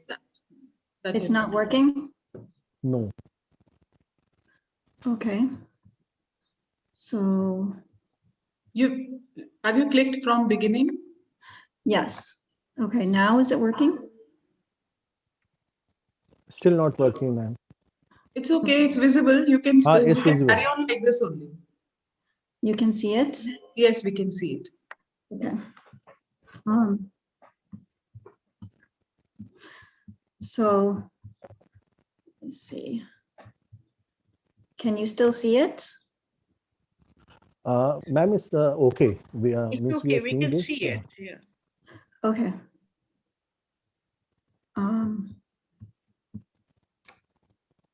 Right. Okay. Sorry about that. So I'm very, very honored to be here with all of you. Thank you to the Rajasthan Sociological Association. It's again, it's a true honor to be here. Working and thinking across borders is important, I think, especially now. I'm enlightened by the panelists and their comments, Professors Chadru, Thakur, and Manon. Common themes seem to be that the pandemic has exposed existing injustices and inequities in our world and magnified them. It also threatens and perhaps even accelerates neoliberal tendencies toward individualized versus collectively based solutions. The patterns are global. While I think the severity of consequences may vary across different regions of the world, the interlinking crises have also been mentioned. We are enduring a health crisis precipitated by COVID, an economic crisis with ever widening gaps between the privileged and the vulnerable, both globally and within our nations, and a social crisis. And in the US, that social crisis is manifested mostly in the form of a racial crisis, race-based injustices with police brutality affecting our Black and Brown communities, and with the rise in white supremacy. And all of this, of course, is saddled on our young people who are already plagued by high rates of anxiety and depression. UNESCO has predicted that 1.4 billion learners around the world are impacted by COVID. In terms of going forward, we all seem to agree that the stakes couldn't be higher. In terms of our solutions, I think we have to ask ourselves, are we focused on going back to normal? Or are we using this moment to reimagine a new normal that improves upon what we had before? Naomi Klein, in her book, The Shock Doctrine, refers to the evolutionary leap in radical progress that can be made possible and seized only in times of crises like now. David Kirkland, who's a leading advocate for educational justice in the US, advocates a reimagining of education in the era of COVID. The best way to predict the future, he argues, is to reinvent it. By working together and building alliances, as Professor Thakur mentioned and advocated, we have an opportunity to shape a new and better normal. In light of this, my talk is centered around three broad sociological lines of questioning, situated primarily in the US context. The first is related to pandemic-related fears. What are the relationships between crises, fear, and democracy in relation to COVID-19? How is fear intruding on the fundamental promise of education in democratic societies today, and possibly impeding on our ability to reimagine a better educational system? Second is related to COVID-related social inequalities. What are the future impacts of physical distancing and isolation on our social bonds, our social relationships, our trust in institutions? How is the pandemic fueling social division versus solidarity, and undermining the kind of collective action that we need more than ever? And the third theme addresses the building of positive, inclusive educational models in a post-COVID world. How do we bring hope and happiness and other positive emotions back into our classrooms in a difficult and changing world, in a post-COVID world, while rectifying the underlying disparities so that we build a system that works for everyone? So let me now start with the first line of questioning. The crisis of the pandemic has exacerbated two types of fear that we see in the US. Two types of fear that are undercutting support for public education and feed into right-wing agendas and neoliberal institutions around individualism and privatization, while weakening potential for collective action. Professor Chaudhary talked about the burden being shifted to the self as a global trend. I'm using fear here to mean a combination of vulnerability and uncertainty. I think of Ulrich Beck's argument about how fear in modern society is connected to uncertainty in a risk society and the horror of ambiguity that comes with it. Beck referred to large-scale threats of global magnitude that are anonymous and invisible and comprise the defining dangers of our times, things like nuclear disasters or the pandemic, which is what we're experiencing now. where our biggest threats are things we cannot see, and therefore we radically depend on science to know what is or is not dangerous. Beck refers to a double shock, a threat to our health and survival, and a threat to our autonomy engaging those threats. We are now seeing in the US that science itself has become a matter of contention. So we have sort of these two manifestations of fear that seem to have evolved that are impacting education. One is a rise in conspiracy theories, false narratives that have sowed distrust and suspicion in public health policy and the science behind it, and fueled protests against closures of schools, and even the requirement to adhere to safety measures like wearing masks in schools. The mask itself has become a political symbol, an allegiance to either science and health policy or conspiracy. An allegiance to our long-held democratic institutions or to an authoritarian movement fueled by fabrications. This anti-science, authoritarian, anti-democratic fear response undermines the modern belief systems surrounding public education. The response to this kind of fear has been a gravitation toward evangelical religious movements and a withdrawal from public schools in favor of homeschooling or religious-based schools. The other kind of fear is on the other side of the social divide, where science is embraced, where there is a true belief in the danger of the virus, but the omnipresent threat of it provokes private solutions in the attempt to reassert their own control over the threat and minimize the risks. So here we are seeing this kind of fear, especially in high resource families who are using their wealth to come up with their own private solutions. As Belle Chesler pointed out in an article in The Nation, for these people, online schooling itself is provoking feelings of relief and grief. Relief because of fear of catching the virus if their children go to school, and grief because of what social isolation brings to individuals and families. Families with resources then are re-enrolling their kids in private schools that can better manage the virus, or cyber schools or homeschooling, but they're also innovating with things we haven't really seen before on this scale, things like small instructional pods or micro schools. They're sometimes called pandemic pods. Small bubbles of families working together and in some cases hiring private teachers for them. While these developments are highly innovative and true models of resilience in the face of adversity, we need to think about the implications for public schooling and how it takes us further away from collectively based solutions that work for the greater good. Both types of fear produce similar outcomes in respect to public institutions. Since the pandemic, we are already seeing declining enrollment in public schools. And on top of this, public education has been hurt by reduced federal funding. During the pandemic, less money was allocated to public education than the year before it. As Carolyn Tyson recently argued, at issue is the survival of our public schools in the United States. It is true that public school models have been imperfect, with grossly imbalanced funding models and perpetuating race and class inequalities. But maybe now more than ever is a good time to remind ourselves about why schools matter.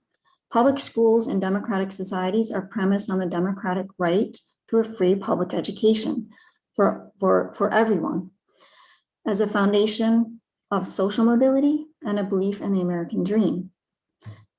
In our communities, they are monuments of opportunity and hope in the American landscape. They represent the global humanitarian project shared by democratic societies around the world. The undermining of public education based on fear is reactionary rather than proactive. It pulls us away from our democratic ideals and makes forward-thinking progress much less possible. Well, let me now move to my second point. The pandemic is exposing and exacerbating our differences at a time when solidarity and collective action is needed more than ever. And every panelist so far has talked quite extensively about the inequalities that the pandemic is exposing and magnifying. It is no different in the United States. The graph on the right shows disparities in math participation in a particular popular online program that is used by many schools in the US before and after COVID. As you can see, class-based differences were almost non-existent before COVID, and after COVID, they widened dramatically. The vulnerable in the United States include many in the middle classes for the first time in almost 100 years.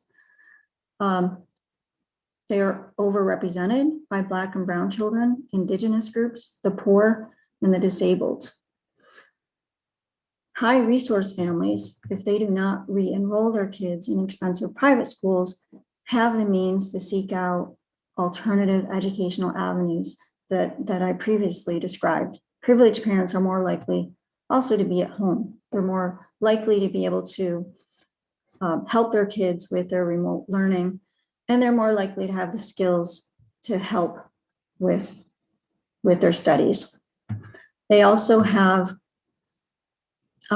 we also have a pretty stark digital divide in the United States, as you can see by the chart on the left. More than a third of Black, Latinx, and Indigenous students do not have a stable internet or computer in their house. Vulnerable families want the same success for their children, of course, but are simply less able to provide it, particularly in the remote learning setting.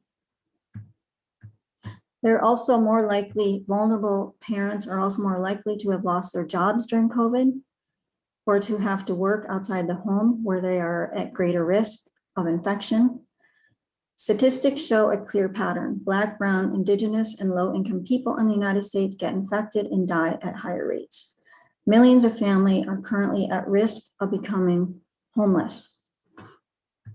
There's wide public consensus on the ways in which lower income communities are bearing the brunt of the pandemic's harmful effects, not just by exacerbating existing inequalities, but by deepening the consequences of inequality, pushing many of the burdens onto the losers of today's polarizing economies and labor markets, while making the low income likelier to catch the disease in a kind of feedback loop that acts as a multiplier. Home environments and remote learning, in other words, are inherently unequal.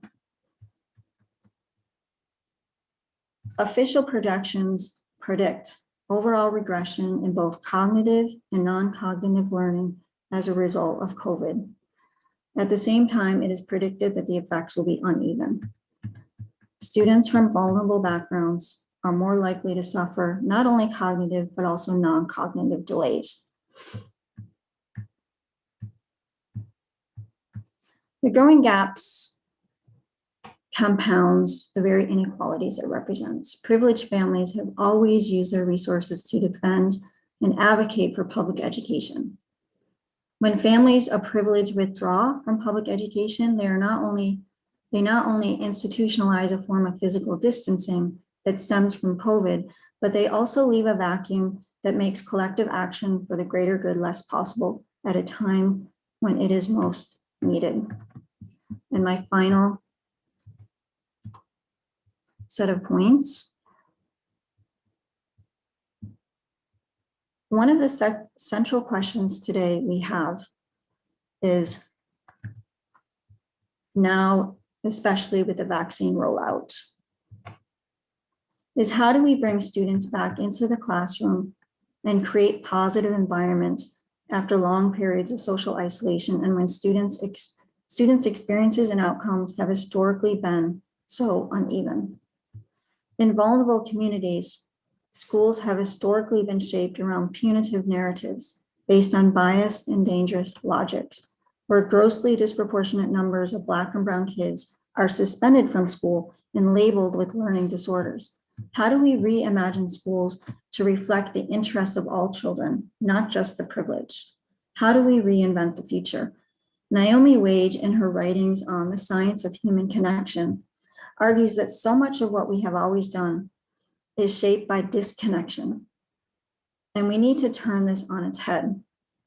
Culturally irrelevant curriculum, for instance, has been disconnected from the lives of the very students we teach. Structural racism and those who suffer from it are disconnected from those who implement policies that reinforce structural racism. Disconnection in this way shapes a more powerful narrative of success and failure than anything else. It has a hand in a system that has clung to social hierarchy based on race, culture, class, and gender. COVID, as we have heard over and over again today, has made social hierarchy abundantly clear. It has shown a system where its institutions are incapable, as they are now, of seeing certain bodies as valued or valuable or even human. The way the White House administration in the US ordered schools back in session at the height of the virus with the fast climbing death rate. Radhika mentioned the way migrant laborers in India were left to their own devices when public transport systems were shut down. I remember these images in the newspaper. People walking hundreds of miles, suffering hunger and police abuse on the way, or the way American Black and Brown people have died at higher rates, while its own president bragged about his own recovery from COVID. The old system was not designed with all of us together. We now have the potential to collectively act, to learn to partner, and to take seriously the fact that those who are closest to the problems are closest to the solutions. We have the potential to build up a ground-up, collective, inclusive strategy. The question is, how do we turn the lens of what David Kirkland calls trauma-informed care from students to systems to show that it is not our children who are broken, but rather it is our systems that need revamping. For one, we need to listen. We need to listen to students, parents, teachers, those who are most implicated by the decisions that are made.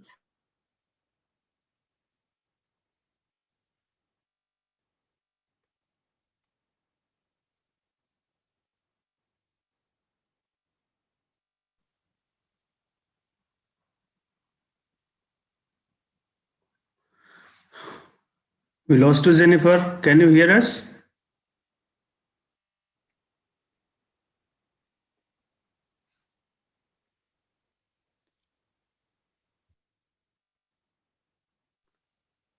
Jennifer, can you hear us? I think she'll be joining back within Okay. 1 minute.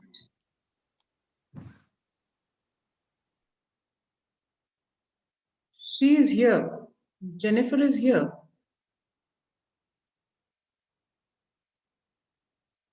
Okay, her name is removed now.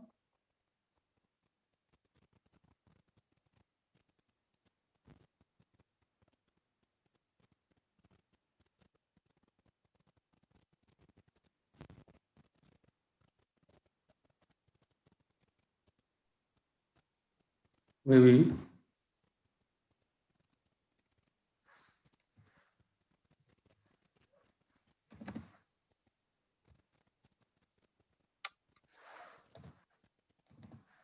Okay.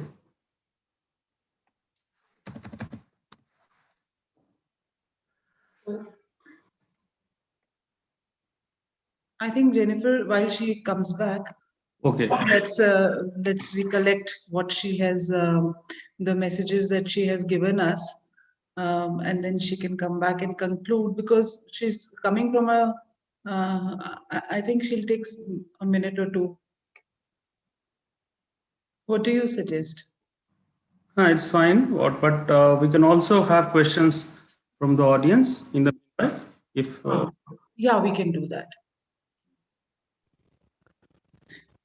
So should I take questions, ma'am? Yes, Karunakarji, you take over.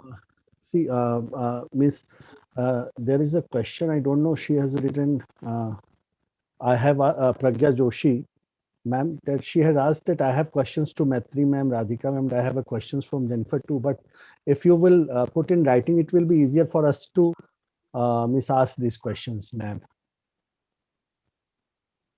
or you or if you can ask, okay. क्योंकि Q&A इसमें co-host के इसमें मैं to ask question, that option is not there. So okay, you can I have ask sent directly. the direct messages. You can ask directly if you can. Yeah. So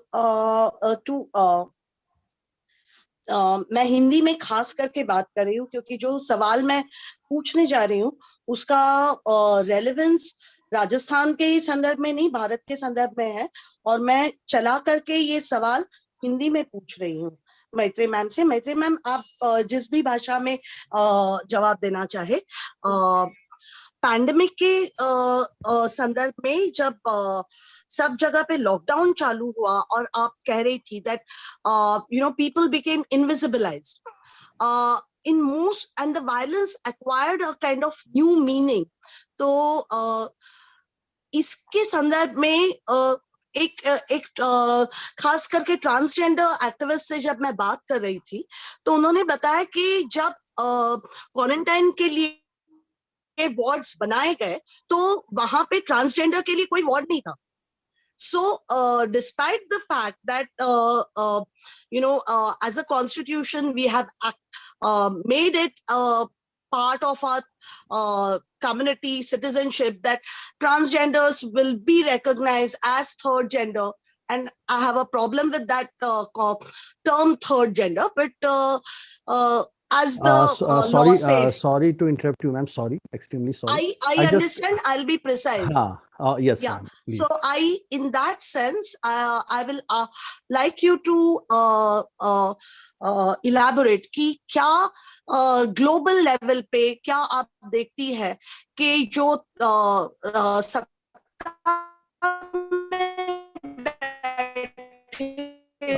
you are not audible, ma'am. There is some issues. You are not audible. She has sent me, Pragya has sent me the question. Okay. So shayad I'll be able to Pandemic answer it, if it's all right. Pandemic हुआ. Yeah. Yes, ma'am. Yes, ma'am. Yeah. So maybe I could try and answer the question.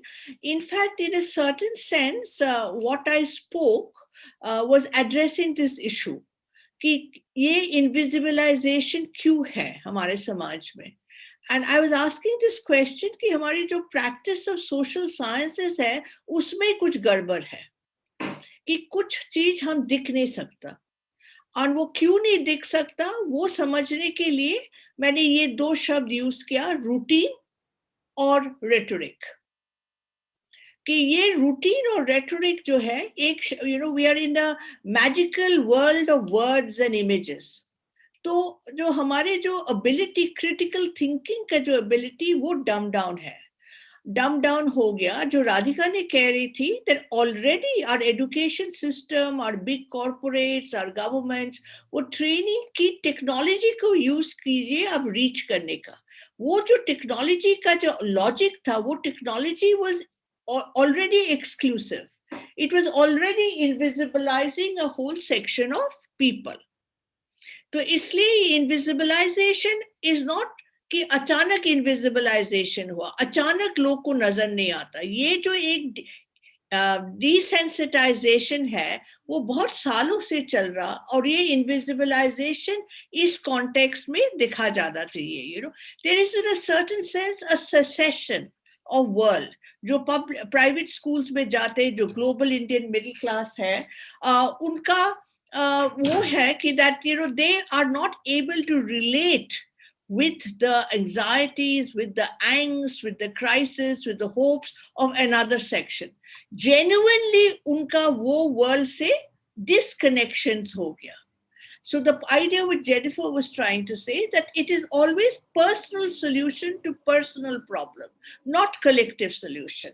And what I really liked what she was saying is that persons who are closest to the problems, who experience it, शायद उनके पास solution है, उनके पास शायद solution है, but उनके पास power नहीं है. And therefore the issue about solidarity is across contexts, Sorry, Jennifer has joined back. I think let us request to conclude. Thank you.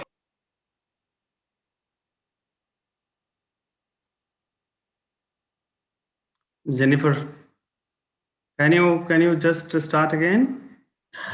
Oh, I don't know where I got disconnected. Okay, I think. But let me just say this. I think that Naomi Klein's idea about the opportunity for an evolutionary leap is something we need to take seriously. And because these kinds of opportunities don't come along. I mean, they only come along during crises. When we are in a situation like this, what seemed impossible before can suddenly seem possible because they become solutions that seemed too radical before. So we're at a time where we have to seize this moment to bring ourselves forward in radical new ways.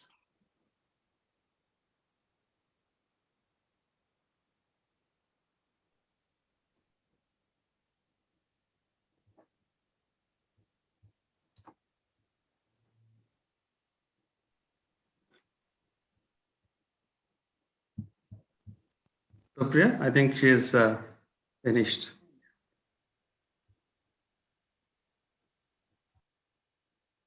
Unmute yourself. Yes. You have to unmute yourself, Supriya. I will not. Unmute yourself, please, Supriya. Okay.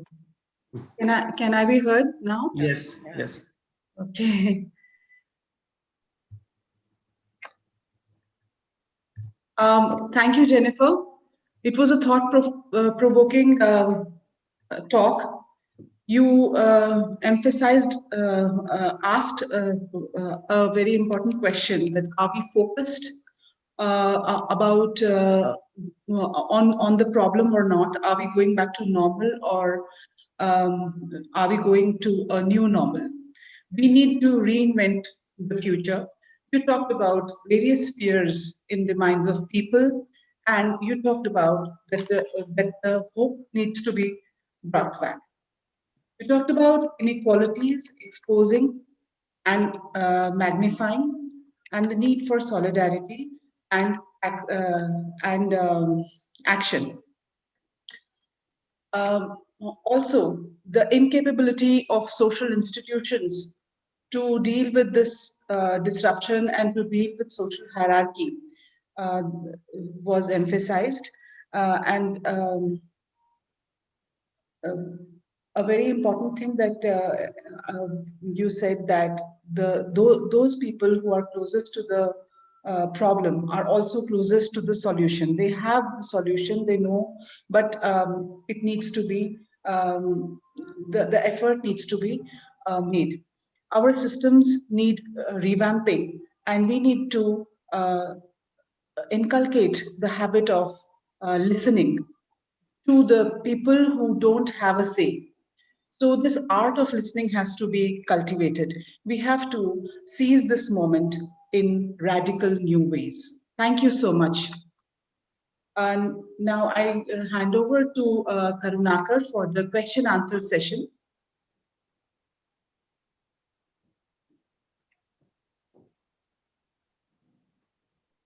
Thank you so much, ma'am. So there is a question from Pragya Joshi to Dr. Radhika Menon, that she would like to she wants the elaboration from her, that on the struggle of new teachers in present time in the context of online education system. And when we talk about education these days, we tend to assume the technical know-how as well as access to internet access. So we talk about students, but not teachers. So she needs a elaboration on this from Dr. Radhika Menon. As in the case of students, as in the teachers also, one has to locate it within the, there is a wide variety of teachers in Delhi.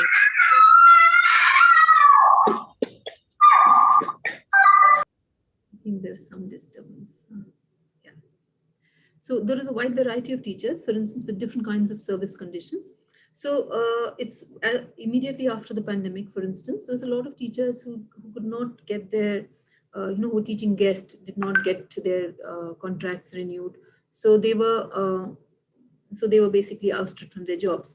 The others, for instance, there was hardly any time for preparation. So teachers were kind of flung into, as in the case of teachers across the country and across the world, a lot of teachers have been flung into a mode of teaching, unprepared. So for instance, we suddenly had to start teaching pedagogically, as well as, and transact the content in ways that that demanded a different kind of interactions. Not only, so it's like you're talking to yourself most of the time, you're talking to the screen, you're talking to and there is of course an assumption that you have access to all that technology. So a part of the job was to pay for so the thing is, you were paying for your own work. So for instance, people had to upgrade, the kind of infrastructure that was available at home. People had to spend money on getting bandwidth and connectivity, which was suitable for online kind of teaching. Initially, for instance, a lot of teaching happened in the receiving kind of mode. So the thing is, anything random was being sent to, and because you have to send educational resources which are online.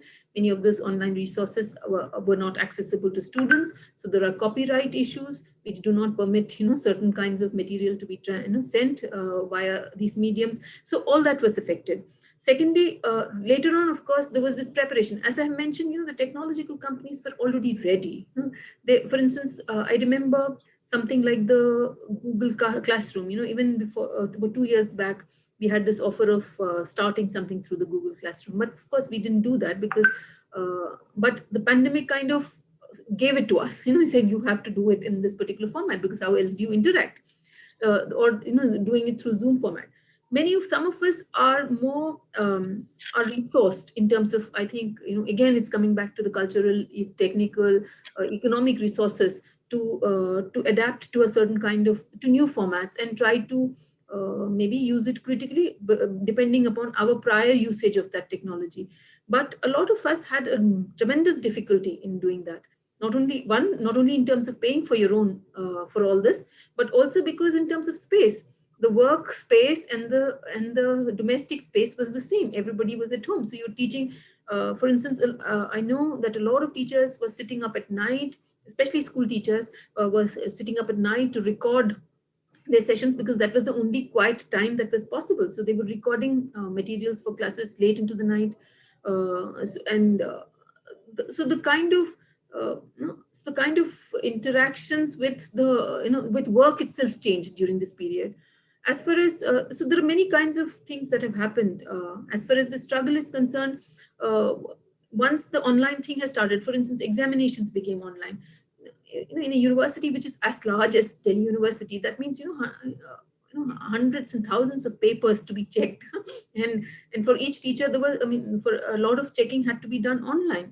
Of course, there are variations within departments, but people had a lot of papers to check online. The students were also flung into a different situation, because they were it didn't matter what they were writing. It was just that some routine of normalcy had to be established, and that routine of normalcy was through examinations, because that was far more important than the learning itself. So there are a lot of contradictions in terms of, is it actually promoting learning, or is it actually trying to fulfill certain routines? New regimes of education are being established. So there are many questions on that front. And of course, a lot of it depends upon the service conditions of teachers. What is more worrying is this permanent shift that is going to likely to happen with this announcement that about a lot of courses will now be available online. So that would have an implication on teachers' service conditions for sure.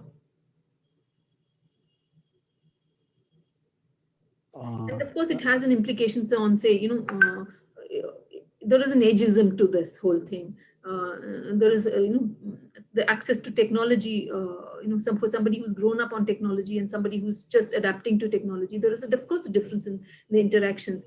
So, and it's kind of an emphasis on the technology as a means for education means that you're devaluing other forms of education. So all these things will have to be resolved in the long run.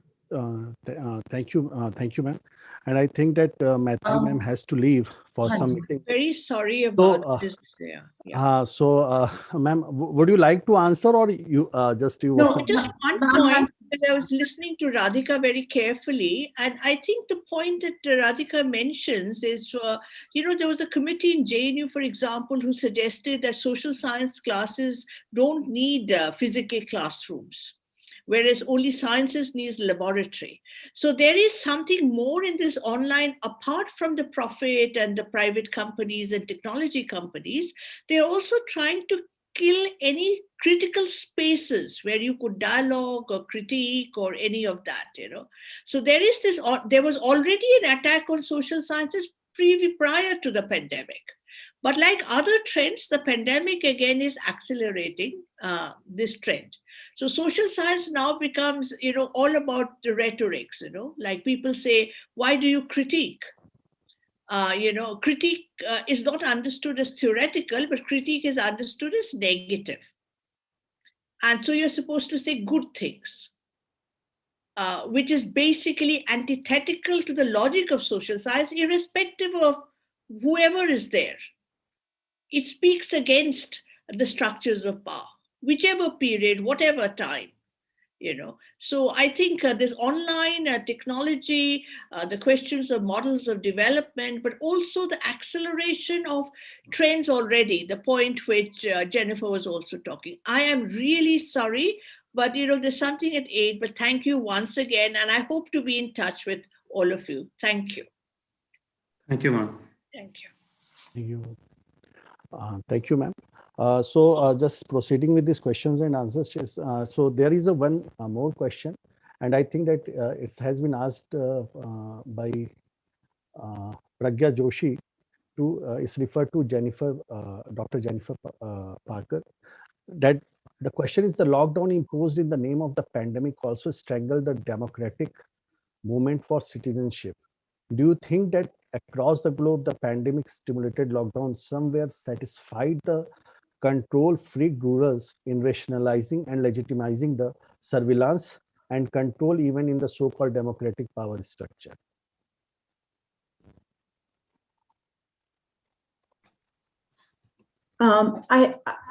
It's such an interesting question. And I guess one question that evolves out of this is there a global pattern, or is there so much variation around the world in respect to each region of the world or each country where we can't really pin a pattern? I know in the United States, we had, it was very, very interesting in the sense that at the height of the pandemic, we had an extreme amount of activism, both on the right and on the left. And many people argue that the pandemic itself created the conditions for the racial justice movement, a movement that we haven't seen a movement like this for a half a century. At the same time, we had a president who denied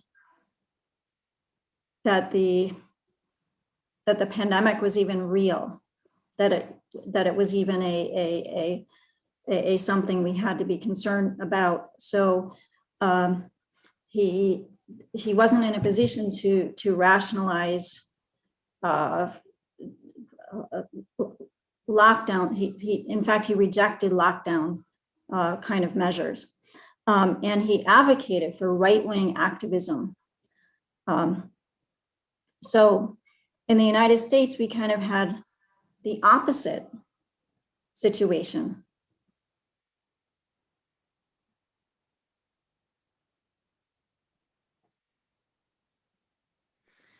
Thank you, ma'am. If anybody wants to ask question, they can put it here in a chat box, or they can directly ask if anybody wants to ask question. I think Mridula Barwa, she wanted to ask a question. Okay. Just if you can unmute, Mridula.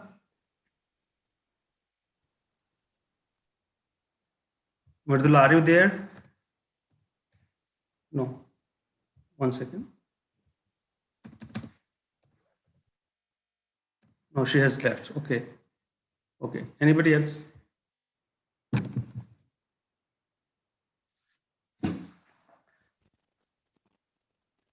So I think, sir, that there is no more questions here, I think. can I ask yes, a small question? There is one more If question. I'm permitted.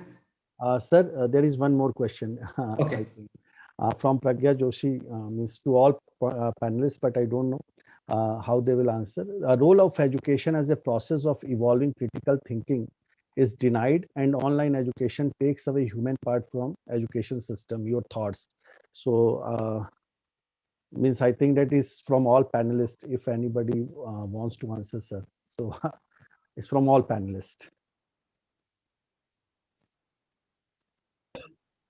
Yeah, it is for all panelists because the session was on justice, and justice, the concept of justice is something human. So that's the reason it is asked to all the panelists. I guess I'll take a stab at this. I think that online education in one form or another is here to stay. And it's what we do with it that where there is where we have to use online education as a tool for critical thinking, I think. And yes, there are barriers, of course, because it's a different mode of communicating. But I think there's potential there.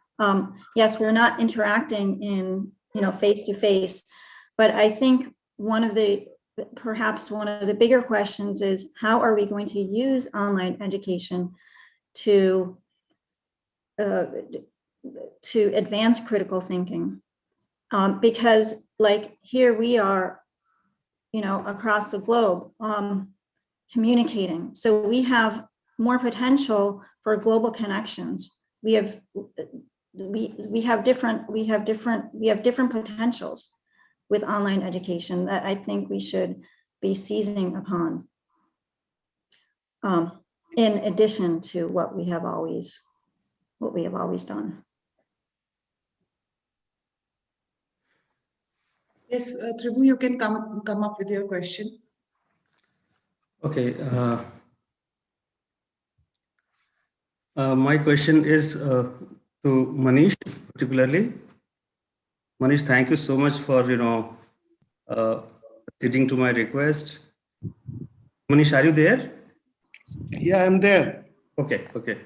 So my question is, you talked about the social inequality, and social inequality even prior to the pandemic existed in our society in almost all forms, like in education, economy, otherwise also.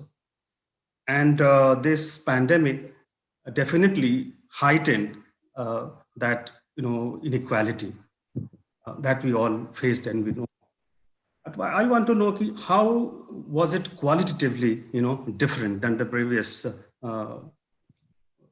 inequality which existed? Just briefly. I think in a way I could not articulate it well while I was presenting. I just think of the number of migrants about whom we suddenly overnight started talking. So these migrants, they have always been there. They were part of our urban underbelly, but we had taken no cognizance of them. It's not that they were empirically not there. They're out there, but in the realm of ideas, in the realm of cognition, we had made it part of our everyday common sense that in the society, okay, there would be people like them who will have no access to housing, no access to ration card. They can't survive more than 10 days and they have to go back to their villages and all. So in the sense, I would say if you look at in a very compressed time, all those images, bombarding you in your drawing room through TV and all sorts of media, that made the situation explosive. So I'm saying it's the compressed time that is one of the elements in terms of qualitative difference that we can talk about. That would be my short answer. Okay, thank you. Thank you. And one more thing, it is to all panelists. When we talk about technology, coming in forefront, in this given pandemic situation, there are two arguments, which we come across. One is that this technology thing and this online education or this mixed, kind of education is going to stay now. It is going to be common in the future. And then there is also, there is a fear, that somehow that the face-to-face, classroom teaching was the best thing, and perhaps it is going to lose its relevance.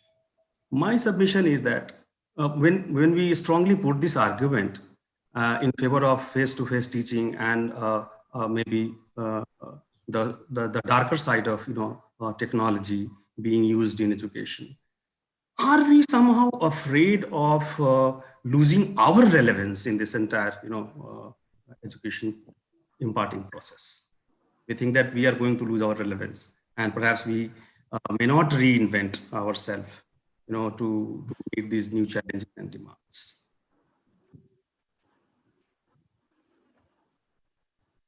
That's it.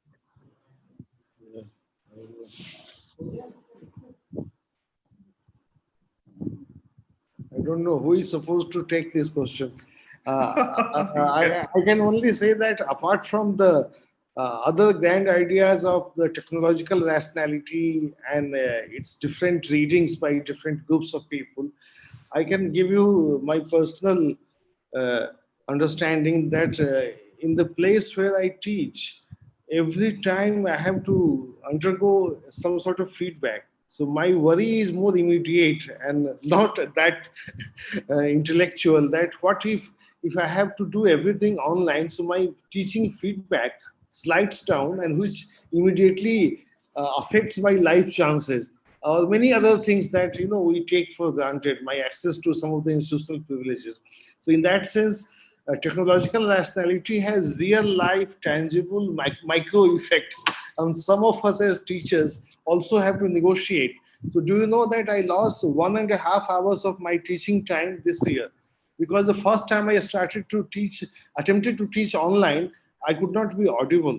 And for us, everything is fixed. So now from my work norm, I have to compensate for 1.5 hours of failed teaching that I could not do because of the shift in the mode of teaching.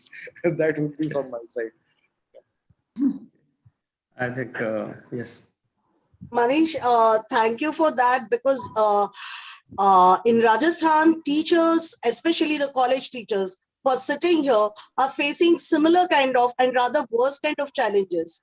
And it is high time that the teacher community takes it as a call to address this, and not just take these seminars and webinars only as an intellectual thing. It is no more armchair discourse.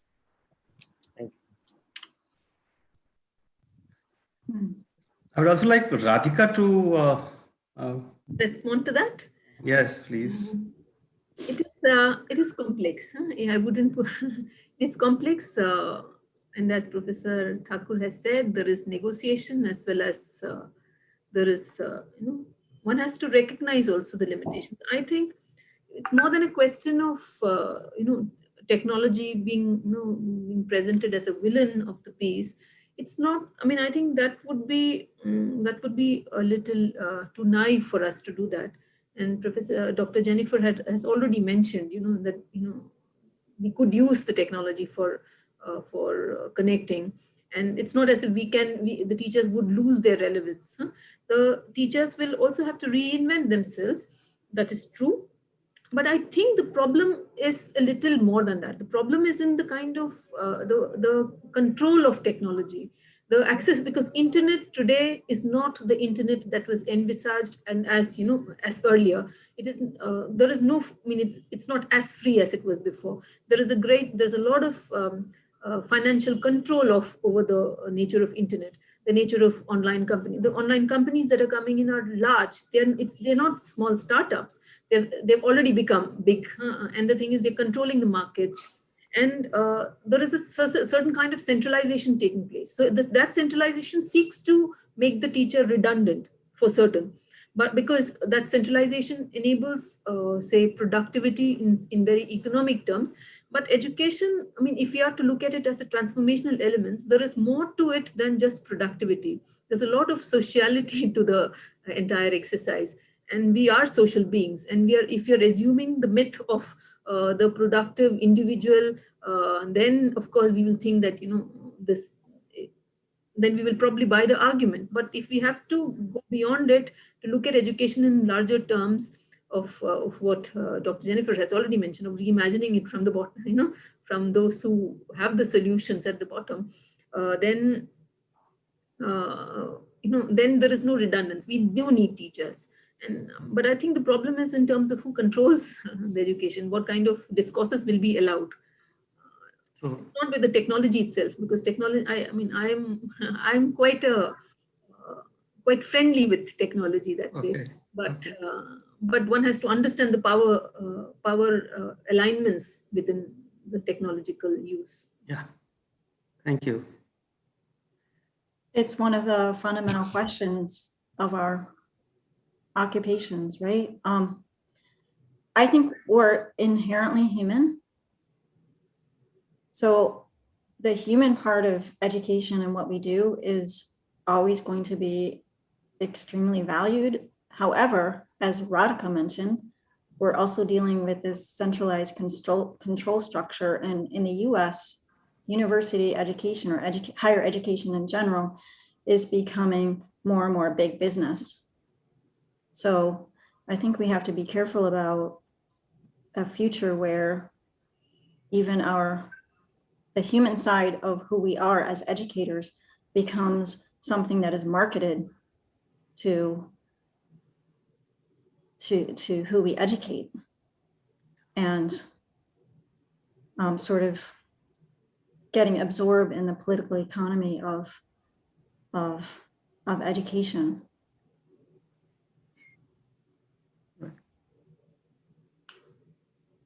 True. So thank you. I think that we are done with the question answer sessions. If anybody, I think that time doesn't permit us to have more questions. I think it's now 8:10. So Vibhu sir, I think that yes. So Karunakar, I'll take it over from you. Yes, and request Professor S.C. Rajora, the president of Rajasthan Sociological Association. He's with us, and we are all having the conference under his leadership. I request him to kindly extend the vote of thanks. Thank you. Thank you, madam. Thank you. Friends, it's my pleasure to express thankfulness for all dignitaries who have joined this session as panelists to grace Rajasthan Sociological Association. As per our plan, it was panel discussion 1 devoted to education in the era of pandemic, adaptation, outreach, and inclusion. At the outset, it was rightly pointed out by our session coordinator that the educational sector has badly suffered in this era. And our learned panelists have discussed about several aspects of sufferings. We could learn that what way the phenomena of outreach and inclusiveness could happen in educational sector during the crisis.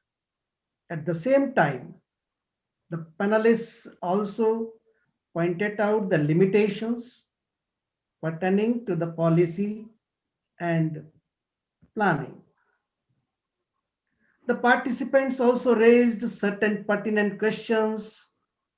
They also made some observations on different issues. I submit that the session was concluded with fruitful deliberations.